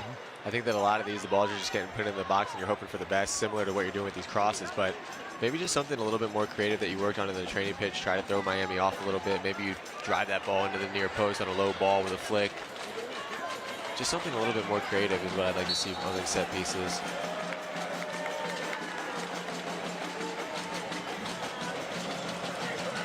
When you're in a stretch the way that the Rowdies are, you need to pull all the bags out of it. You need to pull out all the tricks out of the bag, sure. Right? And no set pieces is something that every team works on. Every coach likes to draw something up, maybe a little bit of something special. So if you have something in your bag of tricks, I think tonight's the night you try to pull it out. Castellanos now. Interesting to see when the Rowdies do go to their bench for the first time. Rodriguez. Hilton trying to win possession back. Says it belongs to the Rowdies and influences that goal.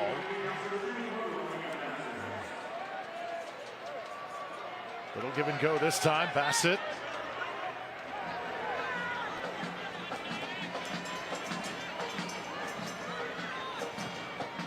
Venkez Hill. Keeping it. So many orange jerseys though.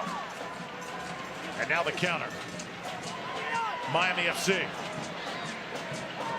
All gas, no brakes here. Top of the box. Rowdies able to get back in time, and now it's Rodriguez with Bassett. Good job there in their transitional defense from Tampa Bay. It looked like Miami had the opportunity to be off and running. They did a good job recovering there, and now they're trying to regain this possession, which is what I like to see. You don't want to force it. I thought they had a couple opportunities there to go forward, but Miami had a good job doing a good job of keeping those numbers back. So here, good patience here from Tampa Bay. Now here's where you want to move that ball from side to side. Move that ball side to side. Try to break these gaps, find these little pockets, get those crosses in, but it's all about getting runners into the box. Bassett. Pacius, the guy that has been targeted. He has not been much of a factor. A little bit slow getting up here.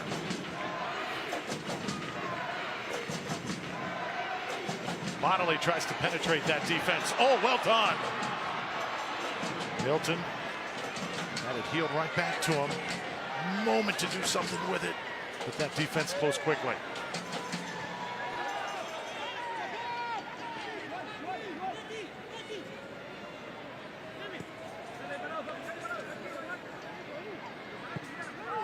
Miami very content since the start of this game to really take their time and just kind of suck the life out of the crowd in spurts.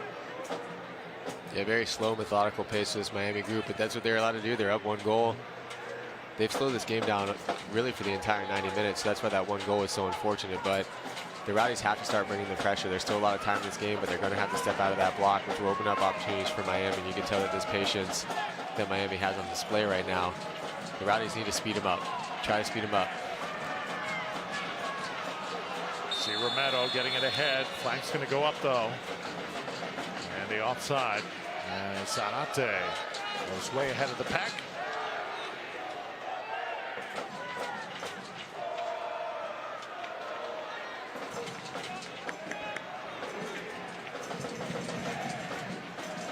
So 56th minute.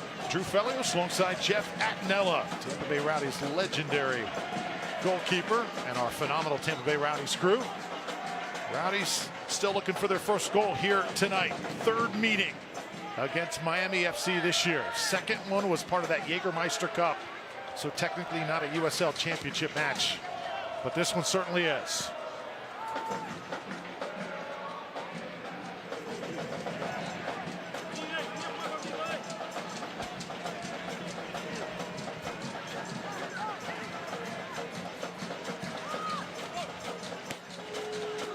Near side, and this is Celeste.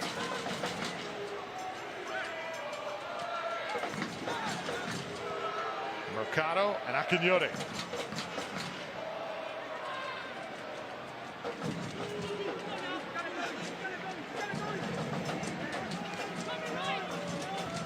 Take a look at the list of the players available tonight for Tampa Bay.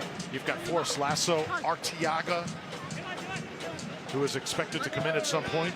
Crisostomo, also Nick Moon, Andrew Mustali, also another player who could enter the game late. And that's why it's unfortunate what happened to Fernandez in the warm-up, because this is really the first time that the Rowdies have felt like they've had a roster where they could choose from a lineup of healthy players. So that's a little bit unfortunate with the injury, but when you talk about the depth that the Rowdies had, that's something that they haven't been able to really have this entire season. So you have that selection of players who hopefully can come on and make an impact and try to really swing this game. And, you know, we're talking about a point in the season where we need to start racking up wins. So subs coming in off the bench, they need to come in with the right energy, they need to come in with the right mentality and really try to make a difference in this one. There's Leo Fernandez, a late scratch, and as Jeff said, and watching him team up with Hilton would have been really fun tonight. Rowdies don't get that opportunity, but Lewis has played well. And now Tampa Bay trying to build some momentum. Bencasio will go down. The Rowdies will have a free kick.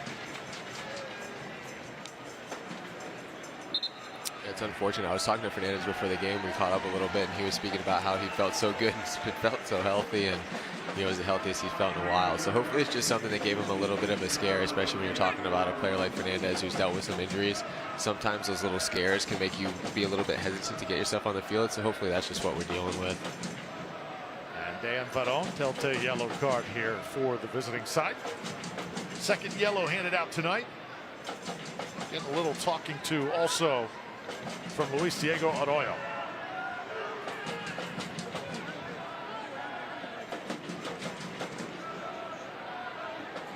So another set piece here for Tampa Bay.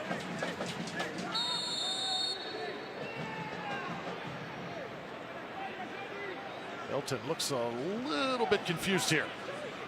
Take the sure route here to bottle it. Blake goes down. He'd been shoved from behind. Crowd wanted a call, not going to get it.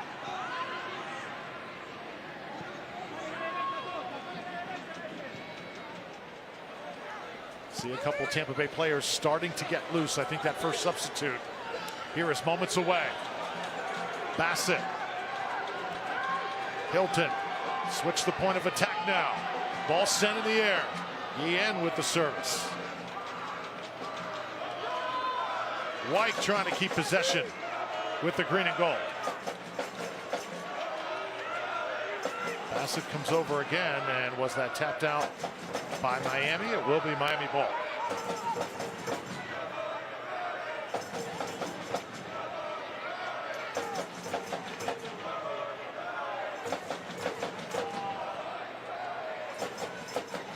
ball clearly looked like it was out on a Miami player, but official was not in good position. Bassett in a bit of disbelief.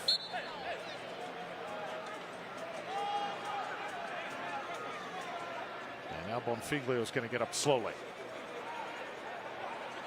It's Miami side. They're going to pull out all the stops here, Jeff, to just outlast Tampa Bay here and get out of here with a victory. They're really trying to slow this game down.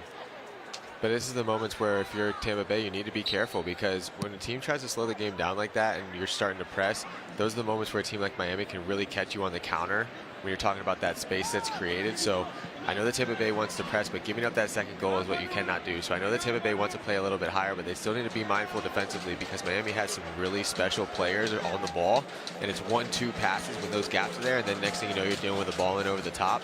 So just making sure that you're in good spots defensively as you're still trying to be aggressive for this Rowdies group. Remember last time these two teams played, ball went to PKs. The team went to PKs. And that game won by Miami. No PKs tonight. This is a USL Championship match. Don't do that here in the regular season.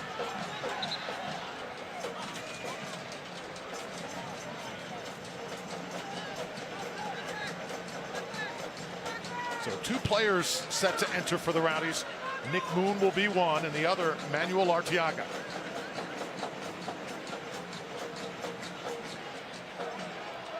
It looks like Castellanos will come out for the Rowdies, and also Rodriguez drops off the pitch.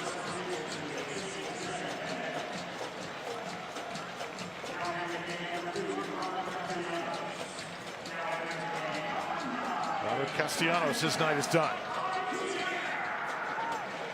Manuel Arteaga, Rowdies' lead scorer from a year ago. Slow start to this 2025 campaign, but he is certainly a guy who can put it in the back of the net.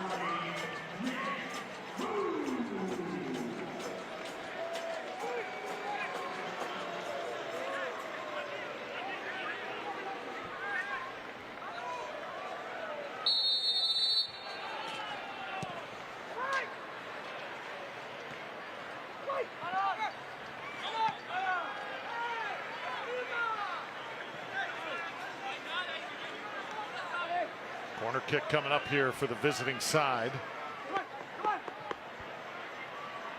In the 63rd minute. Corner kicks tonight brought to you by Colony Grill. Enjoyed some of that famous thin crust pizza before the match here tonight since 1935.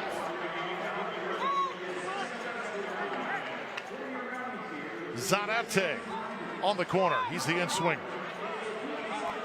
Right next to Endry Mustali, who you know is not cheering him on.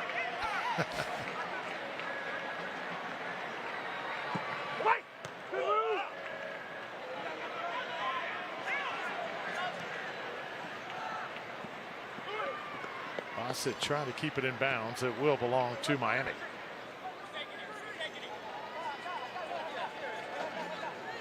Miami really taking their time every time the ball goes out of bounds. So many great sponsors part of these Rowdies broadcasts. One of the more famous ones, Hooters, the original wing joint. Proud sponsor of Rowdies soccer. Hooters since 1983. And where did Hooters start? Clearwater, Florida. Clearwater, Florida, Gulf to Bay Boulevard, right? Oh yeah, original Hooters. Used to play soccer right by there. Oh yeah. I think the one on Hillsborough too in Tampa was the #2 back in the day.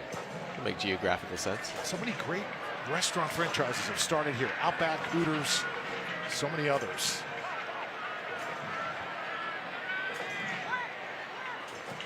Lawrence White now in the Rowdies. Still trying for that elusive goal. Last time they were here at home, it took the Rowdies nearly 70 minutes to pull level with Tormenta. So this is not unfamiliar territory for them.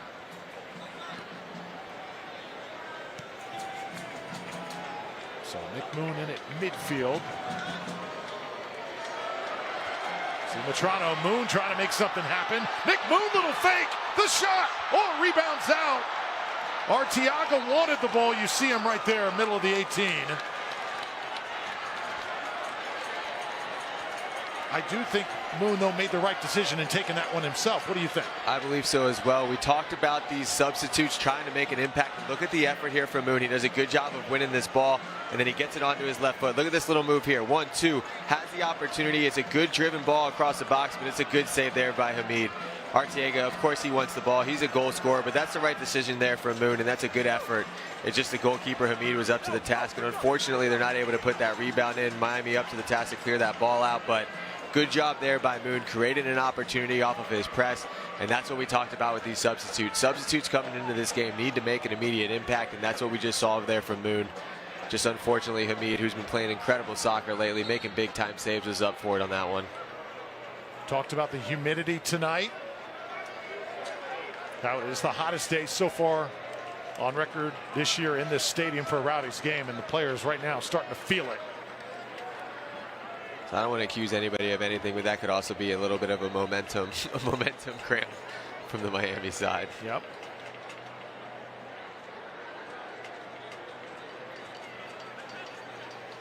Yeah, not much of a breeze right now inside the stadium. Well, if you can't watch the match, turn on Sirius XM FC's 157, North America's only 24/7 source for engaging soccer talk, with USL All Access on Tuesday nights and live matches from USL, MLS, Premier League, and more, all on Sirius XM FC's 157 and the all-new Sirius XM app.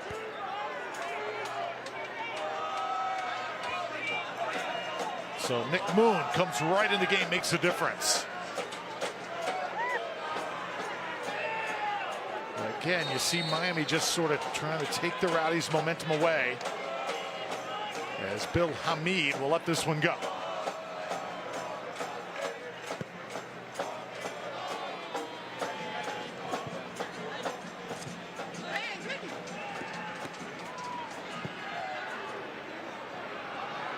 Ali Bassett now. Here he comes. Rowdies get it forward. Cross on the way. Luis Alvarez. Did Alvarez have the right idea?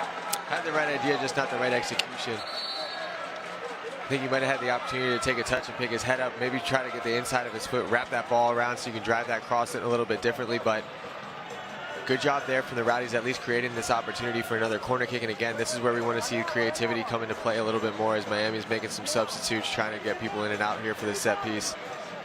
But can we see a little bit more creativity from the Rowdies on this corner kick? Line change about to happen here for Miami.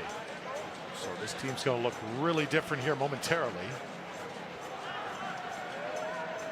Meanwhile, Lewis Hilton gets ready for another Colony Grow corner kick.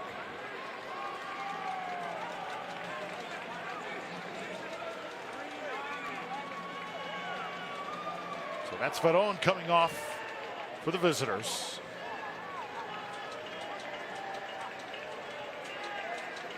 And here comes number 4, Nicholas Cardona, getting the call here from Miami FC.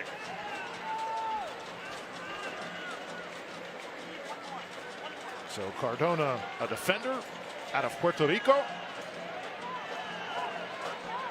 Also Gavillanes will replace Zarate. So wholesale changes here. Again, crowd a little unsettled because it just seems like the sequence is taking a little bit too long. And any momentum Tampa Bay has been trying to build has been sort of doused very quickly. They know what they're doing, slowing the game down. Tampa Bay's getting a little bit of momentum. Just a little bit of gamesmanship. Coach Madoni has gotten to know this stadium really well over the last few outings here.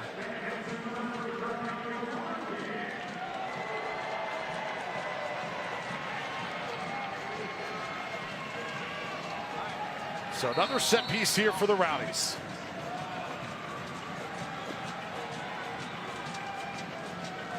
That's on me, my bad, on number 9. Hilton puts it in motion right in front of the goal, and Hamid able to jump on top of it. Just not good enough contact. It was on frame, but again, Miami dodges a bullet. Tampa Bay starting to threaten, though. This is a dangerous ball in. Looks like it hit off the back of a Miami player. It's a good ball into the box. You'd like to see those Tampa Bay players able to shake those defenders, but it's a good job there defensively from Miami. But I do like the way that Tampa's playing right now. There's a lot more urgency to this game. They know that they're chasing. They know that they need to at least get one. As we see it, the substitutes making a big difference here as well with the impact. We need to see the referee start to speed this up a little bit. Right. And there's just a moment, Jeff, where you got to just take command and come on, guys, let's go.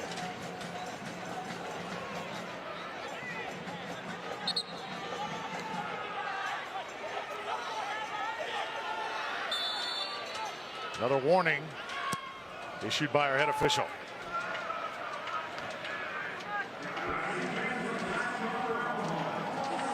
Pacius dragged down, or nearly dragged down from behind. Like to see Pacius get a little bit more involved here. He has been a marked man here tonight. Well, once again, Rowdies on the move. Another shot at it, just could not get it clean. Arteaga had a chance. That's well done there from Alvarez, the young man here. We've been talking about him all game. He gets that ball out on the right wing and does a good job of driving at his back line. Arteaga sitting on top of the 18 as we get another look at it here. Look at this first touch here from Alvarez. Look what he's able to do. That one right through the legs, picks his head up, sees Arteaga's there, and that ball's hit with some serious pace. A player like Arteaga, he's normally able to redirect that. It's a difficult ball as it takes that skip, given the amount of pace that was put on it by Alvarez, but it's a good look there, and that's a little bit of what we're seeing that this young man can bring to the game. Unfortunately for Arteaga, he wasn't able to redirect that ball on frame, but well done there, a little spark from Alvarez. Miami tries the counter! Nearly went in.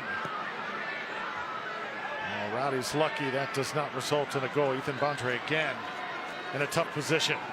Yeah, we talked about it. You need to be aware as you start to press. Miami's a tricky team. They know how to put those balls in behind. Dodged a little bit of a bullet there to the Rowdies, but maybe that's the type of break that they need to try to get a little bit more momentum on their side.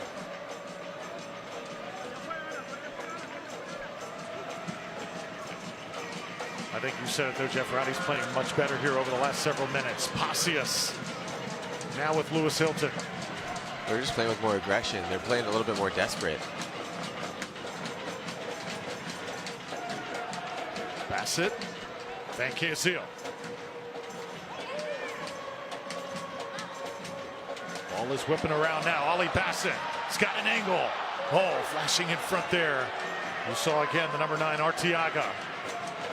As the ball skates by him. Soccer season's here. SeatGeek, the official ticketing partner of the USL. Get all your USL tickets and more from the #1 ticketing site, SeatGeek.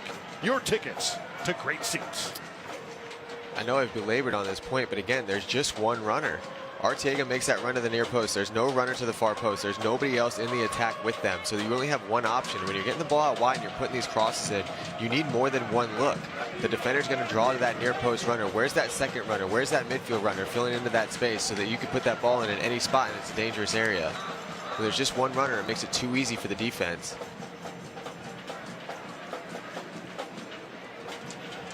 Wyke. And now Pacius. Pacius with the missile. Oh, it's Hamid coming up big. What a shot, what a save. This ball is hit with some serious venom. This is a big time save here from Hamid. Good job by Bodley getting his body on it. Pacius picks his head up, has a look. That ball is moving at a wicked pace. Hamid doing a good job getting his hand up. A little bit of self-protection because that thing hit him in the face. He would have been in some trouble, but it's a big time save and a good hit from Pacius, who's a player we haven't had much to say about tonight, but that's a big time hit. Lewis Hilton, another corner kick, and it's perfect for Tampa Bay. Aaron Guillen, El Capitan, pulls the Rowdies level.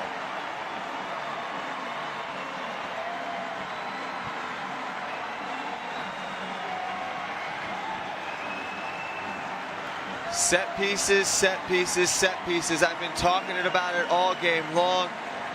When you're not finding the back of the net, sometimes set pieces can be your absolute best friend, and this goal is so well deserved from this Tampa Bay Rowdies group. They've been pressing.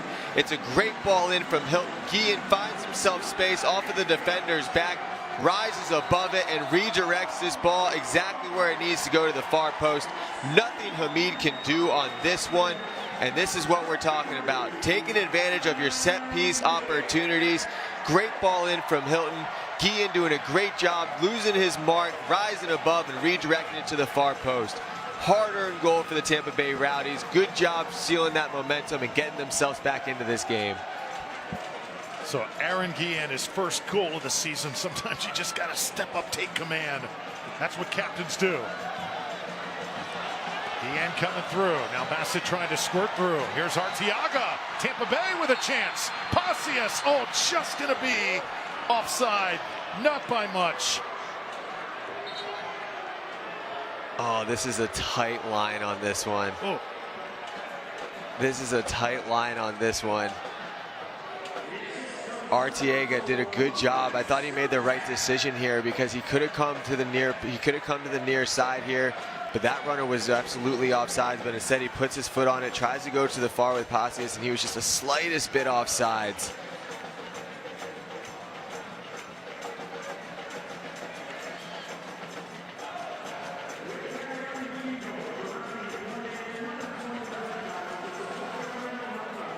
So another hydration break here. Both teams take a deep breath on this very hot and humid night here in downtown St. Petersburg. The Rowdies just set this stadium ablaze, though, as Aaron Guillen ties it up at 1.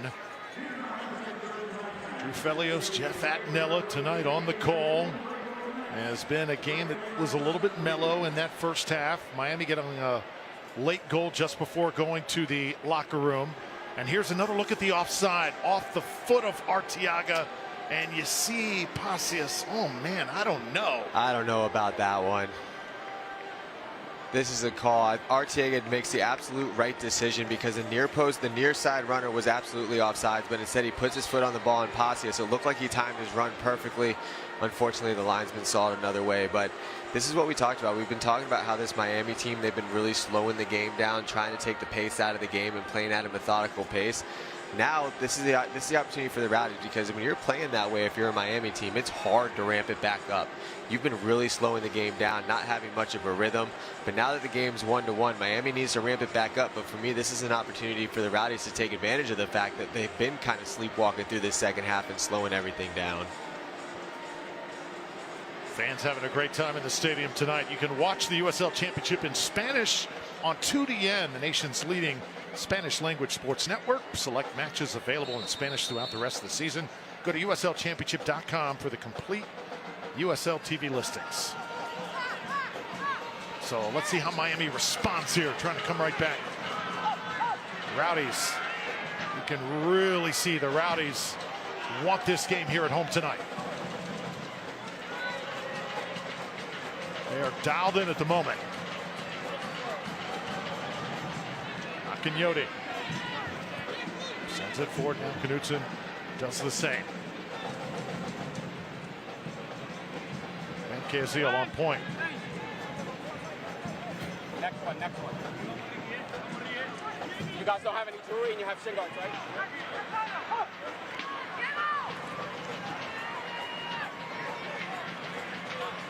This is Nicolas Cardona. Mateus Romero, the Argentinian. And now Diego Mercado. A couple of Argentinians teaming up. Bassett and the Rowdies, though, having none of it. They just swallow that one up.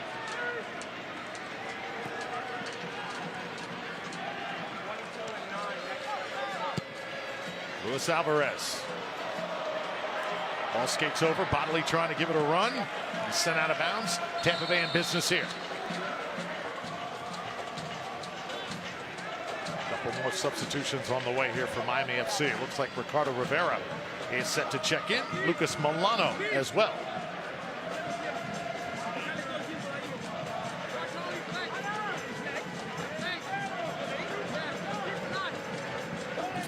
Milano, I played with him in Portland.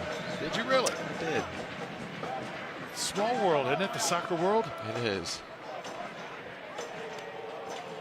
Bonfiglio will come out. Now I need to correct myself. I can't remember if it was Portland or Salt Lake. A lot of players he played with over the years.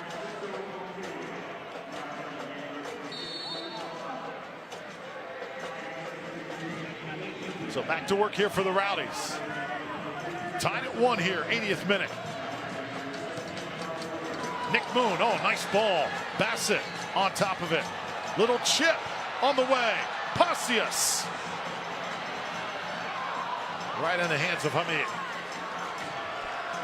Hamid screaming at his back line. You know, Bill Hamid here. There was a great story done by Dan Lucas recently on Hamid and his sister, Jasmine. She plays for Fort Lauderdale United. Brother-sister combo, both playing professional soccer. Really cool there. In the same area of town, too. It's very cool. Yep. You can watch that on the USL Championship website. Go to the website. Great content on there as well. Dan Lucas filling it up this year. Thrilled to have him in USL Championship representing the league.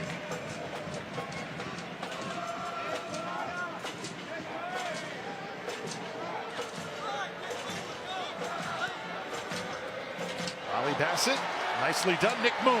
Moon from the right side attacking. The Rowdies will have another corner. So Nick Moon active since checking in late. The substitutes have made all the difference in this game. They've brought the energy. They certainly have.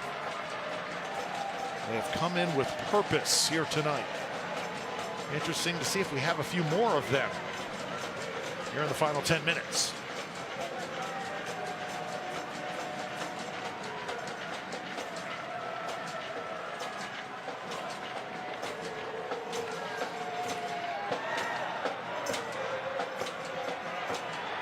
At the feet now of White. Guillen there again. Aaron keeps it, lofts it up. Bassett. Looked like we may get a one-timer there from Molly, but not the case. Now a quick counter again for Miami. Bodley will head it out.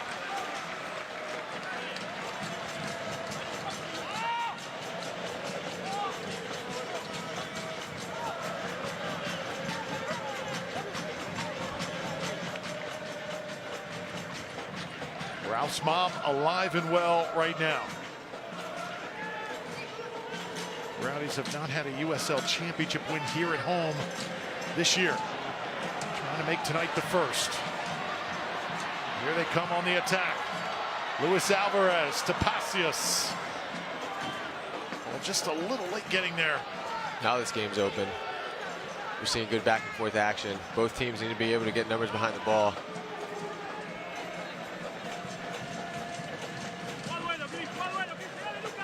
Christian Vasquez, 3 assists on the year.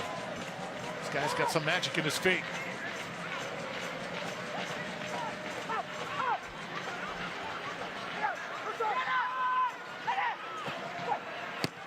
Galeanes trying to sit it right in front at the doorstep. Miami will possess. So more substitutes on the way here for Tampa Bay. Joey Skinner set to check in.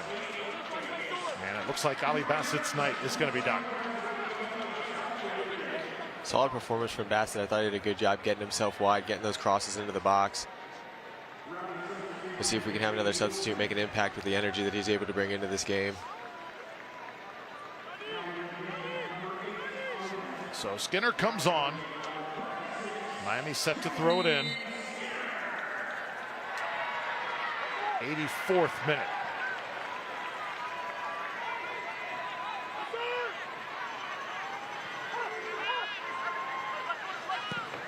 Mercado, straight shot right at the keeper. Ball is still loose, but clearly some interference there. And the Rowdies will have possession. Kemper Auto knows your journey, and they will help you along the way. They are affordable, they are personalized, they are auto insurance you can count on. Get a quote today. Kemper.com.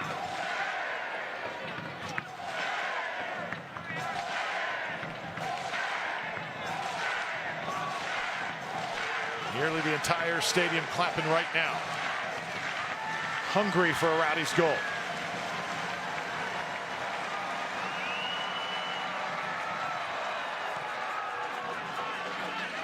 Moon and White sharing, and now Tampa Bay advancing.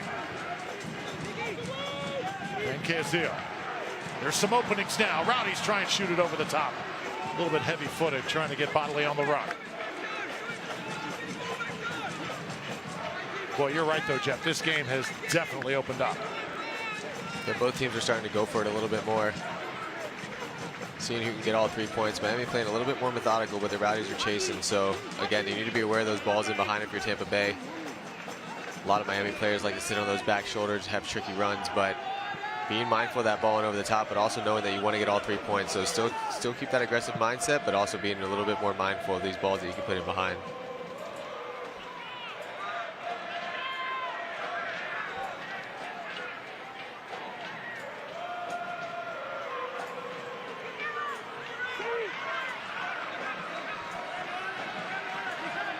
Fake is here now. And the reply from Tampa Bay. Skinner.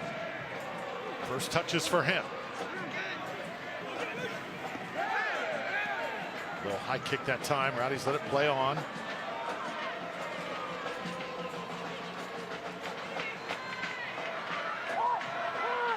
Battling through here. Rowdies got to be careful. Nicholas Cardona settling things.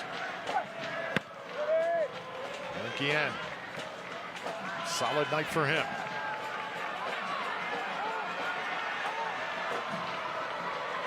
Arteaga trying to do something with it.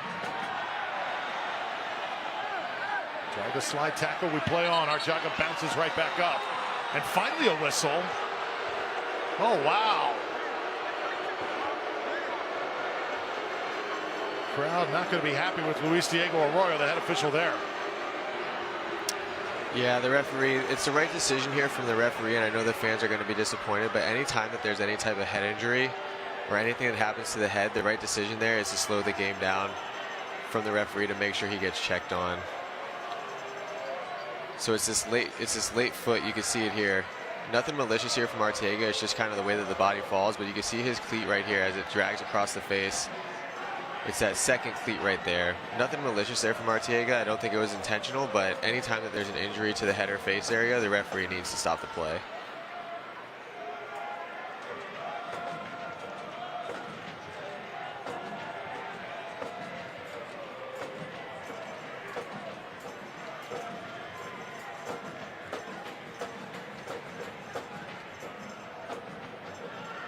Not sure if there was a cut. Actually, if it was a cleat to the forehead, that very easily could be the case. And I think I do see some red stuff down there. So the medical staff right on top of it for Miami.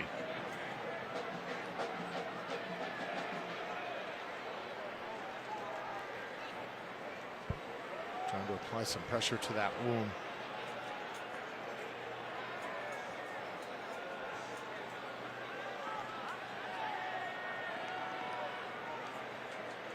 So a little slow getting up here, understandably so.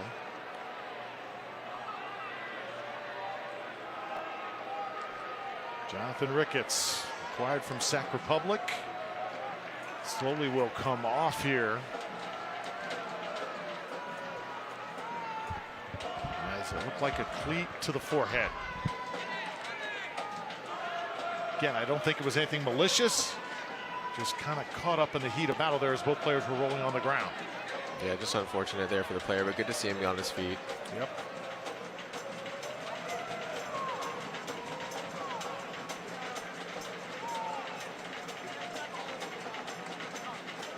So Rowdies will throw it in. And it's going to be Skinner right there just putting it in play. And now Tampa Bay possesses.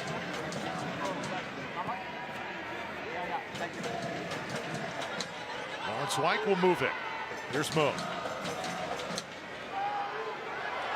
Whoops, Passius.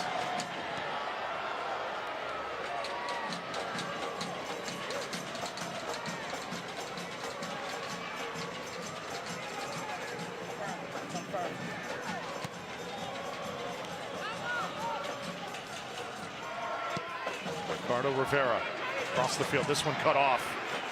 Rowdies trying to do something here. 90th minute is upon us. Arteaga turns around here. Tampa Bay front of the goal. This one will deflect out. Rowdies will have a corner kick. So a County Crow corner kick here. In the 90th minute, Lewis Hilton trots over. And this will take us likely to extra time.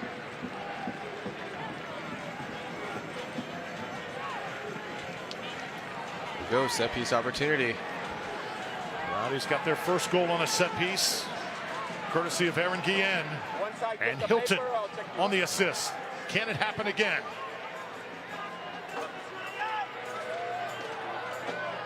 Ball's got some curl. Hamid came out, took the initiative. We're officially in extra time. We've got 10 minutes, so lots of time to work with here. That's what we get for slowing the game down. As you see Hamid hit the deck as well right here. He does a good job on that corner kick, coming out and getting a good clearance to it. Again, not sure what's going on here.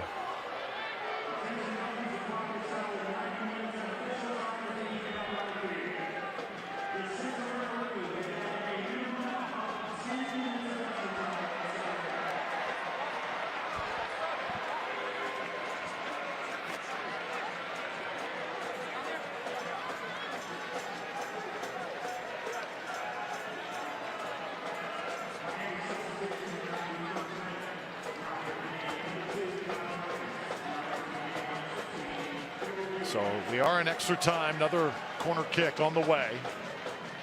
This game has been a little bit bizarre at times, but here we are level, still up for grabs. Hilton again. Now it's White. Lawrence White shoots it right across. Rowdies will keep it here. Hilton. Headed again. Score! It's Arteaga for the lead.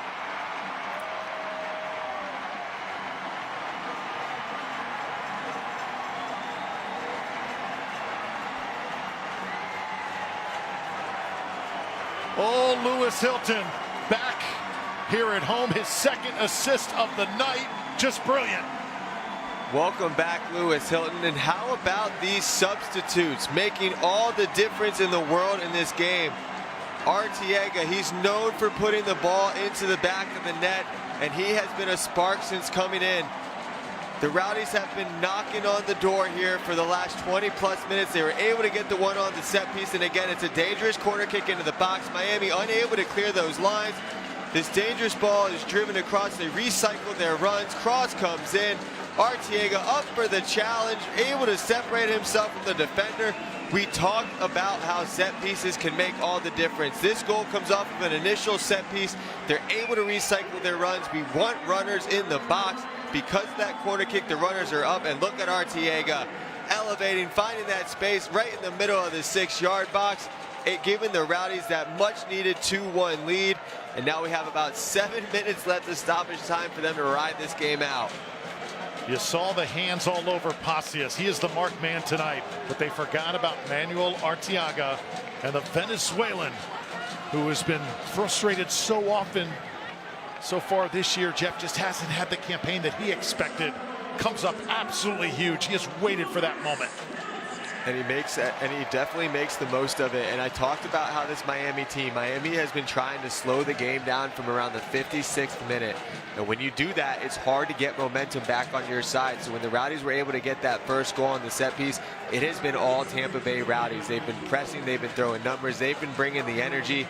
And now it's up to Miami to try to find that life to them, to try to get a goal back.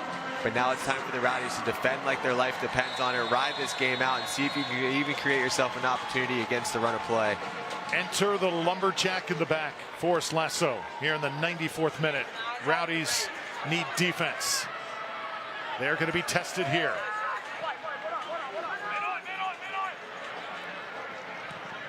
So Forrest Lasso brought on to be sort of like a closer in baseball. Just shut this thing down and get the Rowdies their first win at home in USL play here. Lofted up. There's Lasso making his presence felt. Ball is sent ahead.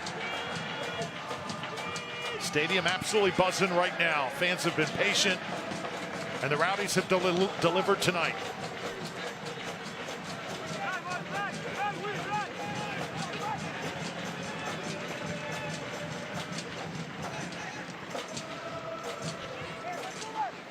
Zarate. Seen Miami be so methodical all night. They cannot afford to be that way right now. They've got to go. Service again. Side to side. And now Nick Moon comes over to assist. Akinyoti. Zarate again. Blake Bodley rising to the occasion. Corner kick, Miami. So right now, Jeff, you're in goal. What are you telling your guys? What are you telling your teammates if you're playing for the Rowdies? Get to your spots, get on your marks, everybody engage, switch on. Just making sure that you have a body on the man that you're supposed to be marking, or if you're playing a little bit more zone, making sure you're in the spot ready to win these headers. Here it comes. Key sequence here. Oh, it's nearly on frame that time. And getting up. He was ready for it, Ethan Bondre. Bondre may have injured himself as he was going for that save. The ball goes out for a corner kick there. If Bondre got a hand to it, that's a big time save here from the goalkeeper, because this is a corner kick that's driven in well, redirected by Miami with a little bit of venom behind that header. As we get another look at it here, it's a good ball in. Miami player is able to rise up. Looks like he was able to get a little touch to it as it goes to the crossbar. Big time save here from the goalkeeper. Oh no, he didn't get a touch, but the referee saw it that way, so the ball goes out for a corner kick. I think the referee might have saw that one wrong there, but again, the Rowdies need to be up for it. Big defensive moment here. And now Bondre needs to stretch out just a bit here. Could be perhaps a hamstring. I hate to diagnose from up here in the booth, but saw him come down a little bit awkwardly. Looks like he's going to be okay. See, now for me, this is a moment where Tampa Bay needs to be so switched on, because whenever there's a lull like that, there's a lot of adrenaline, there's a lot of things like that going on. They've already tried to win that first header. They need to get themselves switched on immediately, because you know Miami's going to be throwing these numbers forward. Connie Grow corner kick.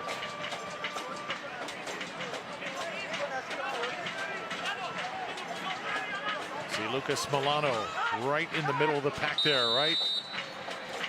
The top of that 6-yard box. Oh, it's tight. Miami trying to take another crack at it on the ground. Rowdies just barely clear. Ball still in play. Another chip. Tampa Bay up to the task. Good job there on that corner kick from Bondre, coming out and clearing his lines, but there's still defending here to be done for Tampa Bay. See bodies colliding here. Luis Alvarez gets in on it. And now it is a scram. Arteaga trying to clear. Everybody pitching in. Finally a whistle. Man, oh man. Good action in this game. Really good action in this game here in the second half. It has certainly been entertaining. Nothing's going to come easy for this Tampa Bay team. They have to defend here. They have to be able to clear these lines.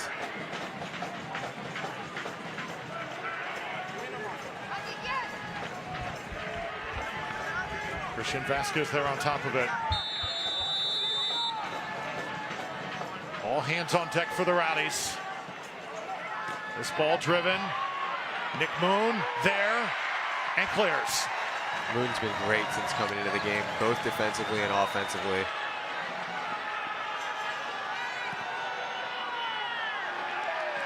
Overshot. A little frustration setting in for the visiting side, and the Rowdies will have possession. Man, that is some pressure.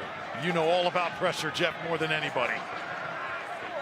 Trying to preserve a lead, though, it's definitely a different experience than when you're chasing, isn't it? Absolutely. Well, they just need to do a good job making smart decisions and just trying to clear the lines. Do a little bit of the time wasting that Miami was doing, trying to get the ball up the field as best they can.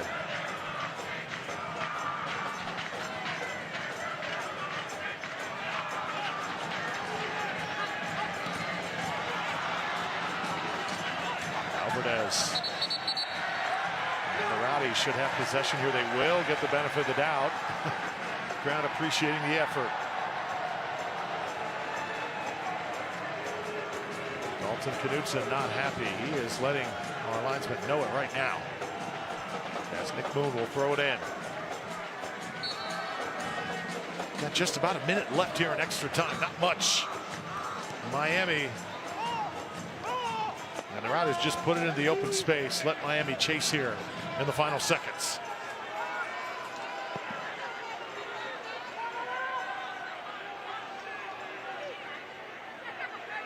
Perhaps the final try here for Miami FC. Nicholas Cardona. Zanate now switching the point of attack. Rowdies are set. And Van Kezia will cut this one off. Bodily now chasing. We're over 100 minutes.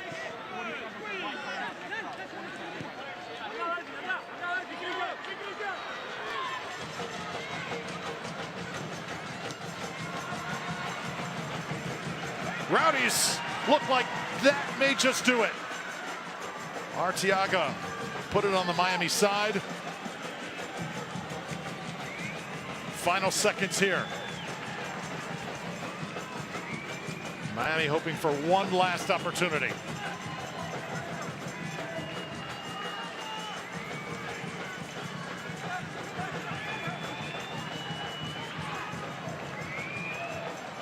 Gavianis. Got to move quickly here. If you're Miami, Cardona will set it free. Overshot, and that should just about do it.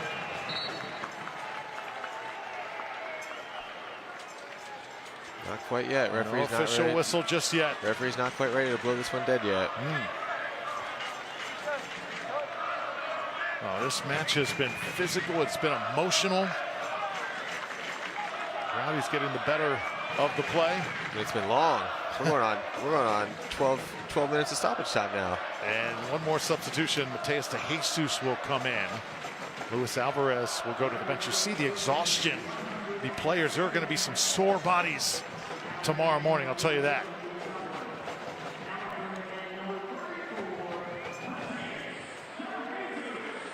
So Mateus de Jesus on now for Tampa Bay here in the final seconds.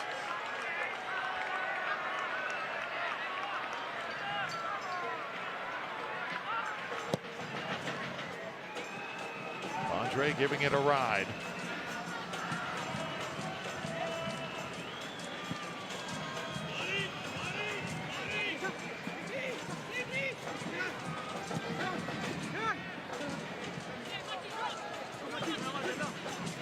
.103rd minute of play. Can't recall a game that went this long, Jeff, here in this venue.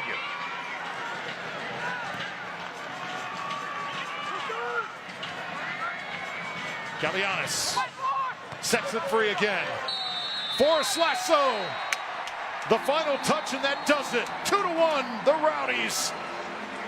Oh, wow. It took 12 matches, but Tampa Bay finally gets their first victory at home. Aaron Guillen, the big goal to get the Rowdies on the board. And Tampa Bay would follow it up with Manuel Arteaga adding to it to get the 2-1 victory. Well, that's the type of fight that you want to see from this Tampa Bay Rowdies group. They go down 1-0 in a goal that should never have been scored, but they show the fight, they show the resilience, and that's what we saw at training this week. This was a group that was determined to do whatever it took to get those 3 points. They did not stop fighting. They did not drop their heads. They kept up their pressure. They didn't let Miami's tactics slow them down. They kept pressing, did everything they could to go all out for the win, and this is a good 3 points for this Tampa Bay Rowdies group. They played well last week against Lou City. We're unfortunate not to pick up any points on the road, but now this is the type of win where you start to build that momentum. You get those good feelings in the locker room, get those 3 points, put them in your back pocket, get back to work next week, and try to get themselves on some type of a streak so we can start turning the season around a little bit. Aaron Guillen, businesslike here tonight. You see the respect for these players, though, on both sides. They know each other so well. The Rowdies, it was simply their time. They were due here tonight, and they delivered. See Ryan Helfrich down on the field. Also Nico Castillo, part of the Rowdies front office. It's been a tough season thus far, but still plenty to play for. And the Rowdies doing that here tonight. Like you said, Nick Moon off the bench. Impressive, just going right at it, helping Tampa Bay sort of turn that momentum. The crowd never gave up as well. And I think nice adjustments made by the Rowdies interim head coach Steve Coleman as we continued on. Yeah, he pressed the right buttons, that's for sure. And Moon and Arteaga came on. They made an immediate impact in the game. You saw it right off the jump. Moon does a good job winning the ball, creating different opportunities. Arteaga ultimately the player that ends up getting the winner. And that's the things that you like to see out of your substitutes. And that's what you get when you have a full bench. I know that there's a couple players dropped for the Rowdies, but this is the first time that they've really had this type of selection available. And they made the most of it. They brought the subs in off the bench, and now they have that momentum going. So we're joined now by the winning head coach, the Rowdies, Steve Coleman.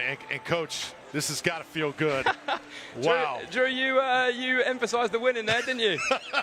Well, man, it's hard to believe this is the first one at home in 2025, but it's got to feel so good. First of all, so much to talk about. Just Lewis Hilton, what he meant to the club tonight. He's amazing, isn't he? What a legend of this football club. The modern day hero for Rowdies fans. You know, he makes such a difference in the team, and we've missed him over the last 6 weeks, and he controls the game with the tempo, and he moves the ball on, and his passion and his desire to do his best for this football club and what it stands for is a real important part of this club. Coach, congratulations on the win, man. I know it was hard fought. Just want to speak to you a little bit on the substitutes and what type of impact they had in the game. Yeah, let me just try and remember what they all were. There was a few of them then, wasn't there? Look, we went and changed the shape. We felt that we were pretty comfortable at the back with the five. We needed an extra man in the top line, so Castellanos was a tactical move to get another forward on the pitch, and Arteaga, fantastic impact with the goal, obviously.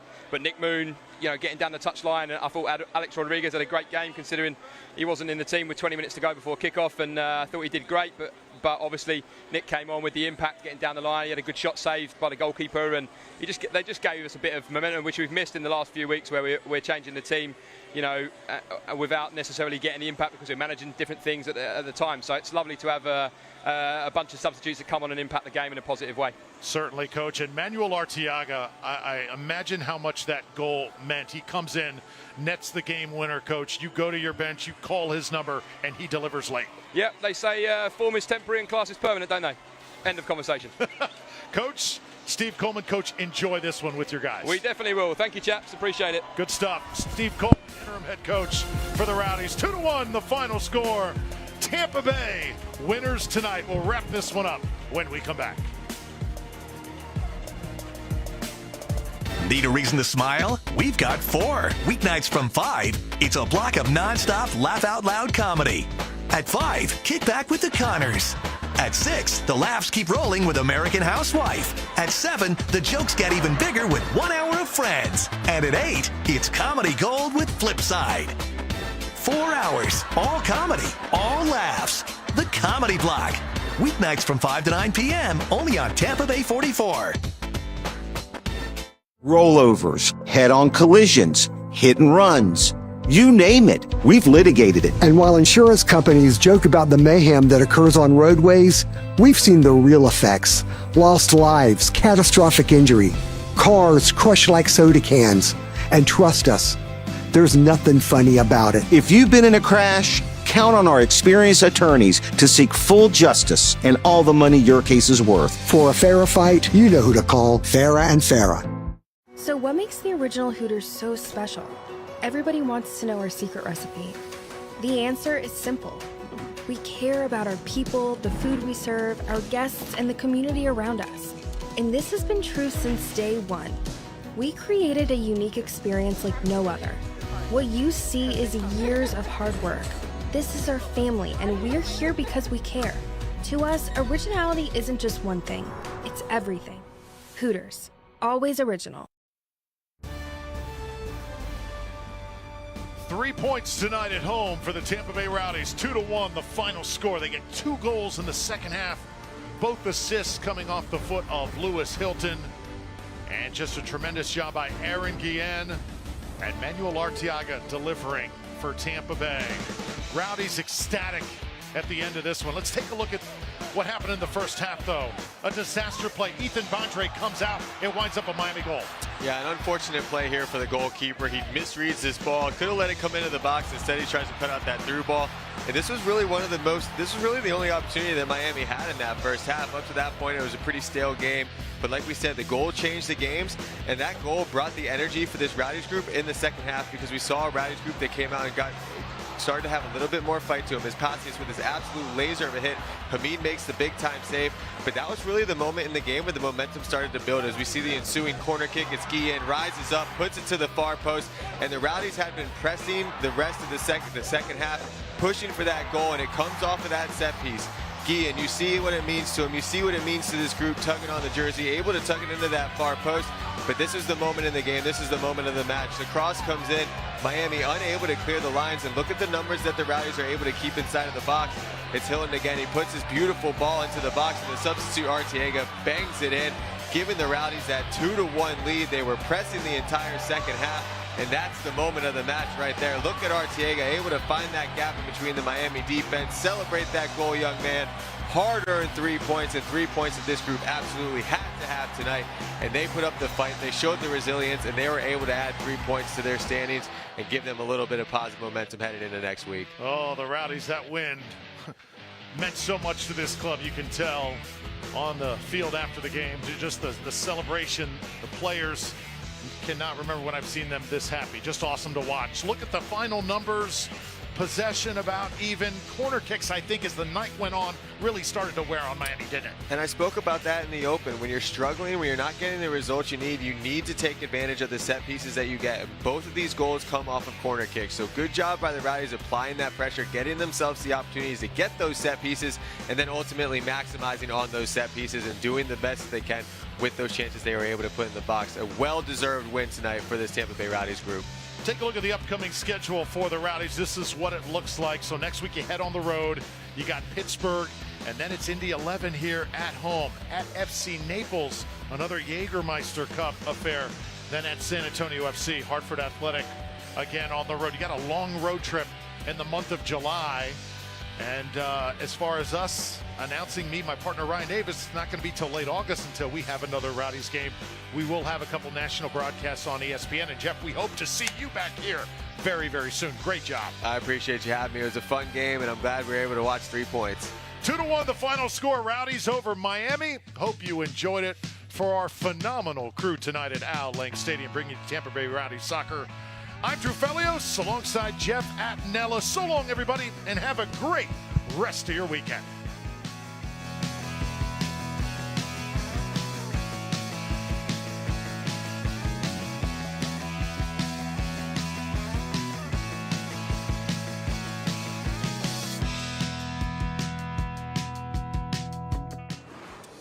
This copyrighted telecast of the United Soccer League cannot be retransmitted, rebroadcast, or reproduced without the express written consent of the United Soccer League.